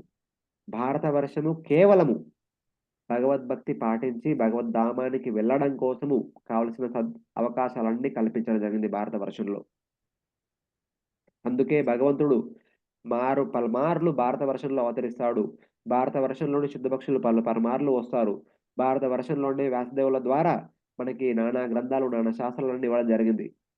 వీటిని పాటించి వాటిని అర్థం చేసుకొని మనము తూర్ణం యతేత నమతేత్ అనుమృత్యు యావత్, మృత్యు సమయం వరకు మనము దీన్ని పొందడం కోసము అనుక్షణం ప్రయత్నించాలి. అలా ప్రయత్నించని పక్షంలో విషయా కలు సర్వదాస్య, మనమందరం దేనికోసం ప్రయత్నిస్తాము? ఈటింగ్, స్లీపింగ్, మేటింగ్, డిఫెండింగ్ కోసమే మన జీవితం అంతా వెళ్ళిపోతూ ఉంటుంది. ఇవి 4 మిగతా జీవరాశుల్లో కూడా ఉన్నాయి. వాటి కోసమే మన జీవితాన్ని వెచ్చిస్తే మనము ఆ జీవరాశులతో భిన్నము ఎలా అని చెప్పేసి భగవద్గీత గ్రంథాల్లో పలుమార్లు చెప్పడం జరిగింది. ఆహార నిద్ర భయమైతున్నం కోసమే మన జీవితాన్ని వెచ్చిస్తే మనము అన్ని జీవరాశులతో ఎలా డిఫరెంటు, ఎలా మెరుగు? ధర్మో హి తేషాం అధికో విశేష. మానవ జీవితం యొక్క పరమ లక్ష్యం ఏంటంటే భాగవత్ ధర్మాన్ని పాటించి జీవుడి యొక్క స్వరూపాన్ని పొందాలి. అదే మానవ జీవితం యొక్క ముఖ్య లక్ష్యం. Okay thank you Prabhuji. Hare Krishna. I mean ఇది కొంచెం కష్టంగానే ఉంటుంది, బట్ తప్పదు. శాస్త్రం ఇప్పుడు మన చుట్టూ ఉన్న సమాజం యొక్క పోకడ ఒక దిశలో ఉంటుంది. భక్తి మనల్ని తీసుకెళ్లేటువంటి దిశ దానికి విపరీత దిశలో ఉంటుంది. ఇప్పుడు మనం ఎవరితో అన్నామనుకోండి, జీవిత లక్ష్యము తిరిగి పరంధామానికి వెళ్ళడము అని ఒక మాట అన్నామనుకోండి, మన చుట్టూ ఉన్న వాళ్ళందరూ మనల్ని పిచ్చోళ్ళుగా చూస్తారు. ఏరా నీకు పిచ్చెక్కిందా, ఎందుకు అలా మాట్లాడుతున్నావు అంటారు. అంటే మరి జీవిత లక్ష్యం ఏంటని వాళ్ళని అడిగితే, సరే జీవిత లక్ష్యం అమెరికా వెళ్ళడము. సింపుల్గా ఎస్పెషల్లీ మన తెలుగు వాళ్ళు అదే చెప్తారు. జీవిత లక్ష్యం ఏంటంటే అమెరికా వెళ్ళడము, బాగా డబ్బులు సంపాదించడము, బాగా ఆస్తులు సంపాదించడము, అందమైన భార్యని పొందడము, పిల్లల్ని పొందడము, అది ఇది మంచి స్టేటస్ కో పొందడము, ఇదే జీవిత లక్ష్యం అని చెప్పేసి మన చుట్టూ వాళ్ళందరూ మెజారిటీ వాళ్ళు చెప్పేదంతా ఇది. మెజారిటీ కూడా కాదు, సూపర్ మెజారిటీ 99.9% మన చుట్టూ ఉండే వాళ్ళందరూ చెప్పేది ఇదే. విషయ భోగభాగ్యాలని పొందడమే, పూజల ప్రతిష్ట పొందడమే జీవిత లక్ష్యం అని చెప్తారు. ఓన్లీ 0.0001% వాళ్ళు మాత్రమే చెప్తారు జీవిత లక్ష్యం ఏంటంటే తిరిగి పరంధామానికి వెళ్ళడము.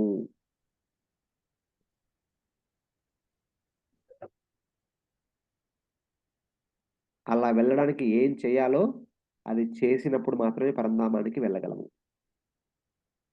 అది ఏం చేయాలి, ఎలా చేయాలని చెప్పేది శాస్త్రాలు, సాధువులు, గురువులు, గురు సాధు శాస్త్ర. మనం పాటించాల్సిన బాధ్యతలన్నీ పాటిస్తూ ఎప్పుడైతే మనం భక్తి చేస్తామో అప్పుడు మనం పరంధామానికి వెళ్ళే అవకాశానికి దగ్గర అవుతాము. Yes Prabhuji. Thank you so much. Sorry కొంచెం ఎక్కువ చెప్పినట్టున్నాను, బట్ శాస్త్రం యొక్క ఉద్దేశం ఇదే. మీకు ఒక క్లాస్లో చెప్పాను, ఈ కలియుగంలో అధర్మాన్ని ధర్మంగా, ధర్మాన్ని అధర్మంగా స్వీకరించడమే కలియుగం యొక్క లక్షణం. కలియుగం అంటేనే అధర్మం అంటే ధర్మము, ధర్మం అంటే అధర్మము.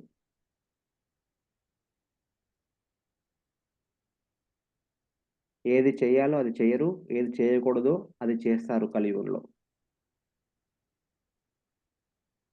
సో వాళ్ళందరినీ కాదని వాళ్ళందరికీ విపరీత దిశలో వెళ్ళడం అంటే ఒక పెద్ద ఛాలెంజ్. ఆ ఛాలెంజ్ను స్వీకరించి దాన్ని పాటించి దాన్ని పరిపూర్ణం చేసుకోవాలంటే ఫస్ట్ ఆఫ్ ఆల్ నమ్మకం ఉండాలి, విశ్వాసం ఉండాలి, తర్వాత దృఢ సంకల్పం ఉండాలి.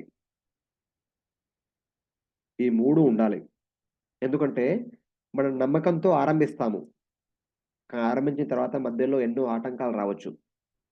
ఆ ఆటంకాలు వచ్చినప్పుడు సంశయం రావచ్చు, అరే భక్తి పనిచేస్తుందా, ఇంతకాలం నుంచి జపం చేస్తున్నాను, సత్సంగం చేస్తున్నాను, అయినా మనసులో ఈ భౌతిక భావనలు పోవట్లేదు, ఇది పోవట్లేదు, అది కావట్లేదు, ఇది కావట్లేదు, కోపం తగ్గట్లేదు అటువంటి ఒక సంశయాలు వస్తూ ఉంటాయి. విశ్వాసం ఉండాలి. భక్తి పనిచేస్తుంది, వెంటనే రిజల్ట్ చూపించకపోవచ్చు, బట్ పనిచేస్తుంది అనేటువంటి విశ్వాసం ఉండాలి. తర్వాత దృఢ సంకల్పం ఉండాలి, గమ్యాన్ని చేరుకునేంత వరకు దీన్ని వదిలిపెట్టను అనేటువంటి దృఢ సంకల్పము ఉండాలి. ఉత్సాహ, నిశ్చయ, ధైర్యాత్, ఈ 3 మనం కోల్పోకూడదు. ఎప్పటి వరకైతే ఈ 3 ఉంటాయో అప్పటి వరకు మనము భక్తి మార్గంలో కంటిన్యూ అవుతాము. ఈ 3లో ఏ ఒక్కటి లోపించినా సరే మనము పక్కదారిలో వెళ్ళే అవకాశము ఉంటుంది.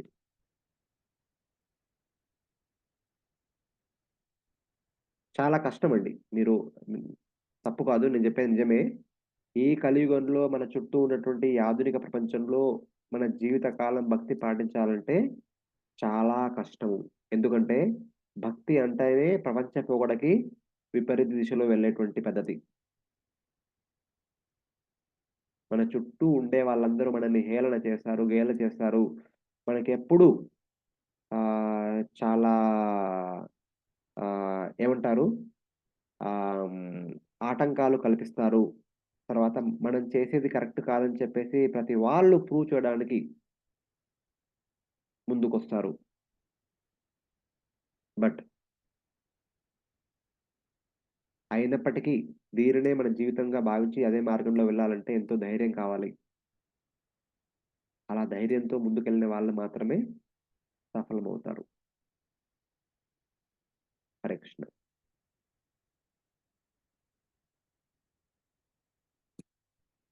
హరే కృష్ణ. చాలా టైం అయిపోయింది. I'm sorry. ఇవాళ లేట్‌గా జాయిన్ అయ్యాను. కొద్దిగా నాది కూడా హెల్త్ బాగాలేదు. అందుకు కొద్దిగా లేట్‌గా లేవడం జరిగింది ఇవాళ. అందుకే లేట్‌గా జాయిన్ అయ్యాను. సో, ఇవాళ ఇక్కడ ఆపేద్దాము. సో, ఫ్యూచర్‌లో మళ్ళీ చర్చించుకుందాము. ఆ యొక్క 2 శ్లోకాలని చెప్పాను కదా! మేబీ శుక్రవారం వరకి ఆ శ్లోకాలకొస్తే అప్పుడు మళ్ళీ ఇంకొన్ని విషయాలు ఎక్స్‌ట్రా చర్చించుకుందాము. హరే కృష్ణ. గ్రంథరాజ్ శ్రీమద్ భాగవతంకి జై. శ్రీల ప్రభుపాద్‌కి జై. అనంత కోటి వైష్ణవ భక్తవృందకి జై. కుంతి మహారాణికి జై. వాంఛాకల్పతరుభ్యశ్చ కృపా సింధుభ్యెవ చ పతితానాం పావనేభ్యో వైష్ణవేభ్యో నమో నమః.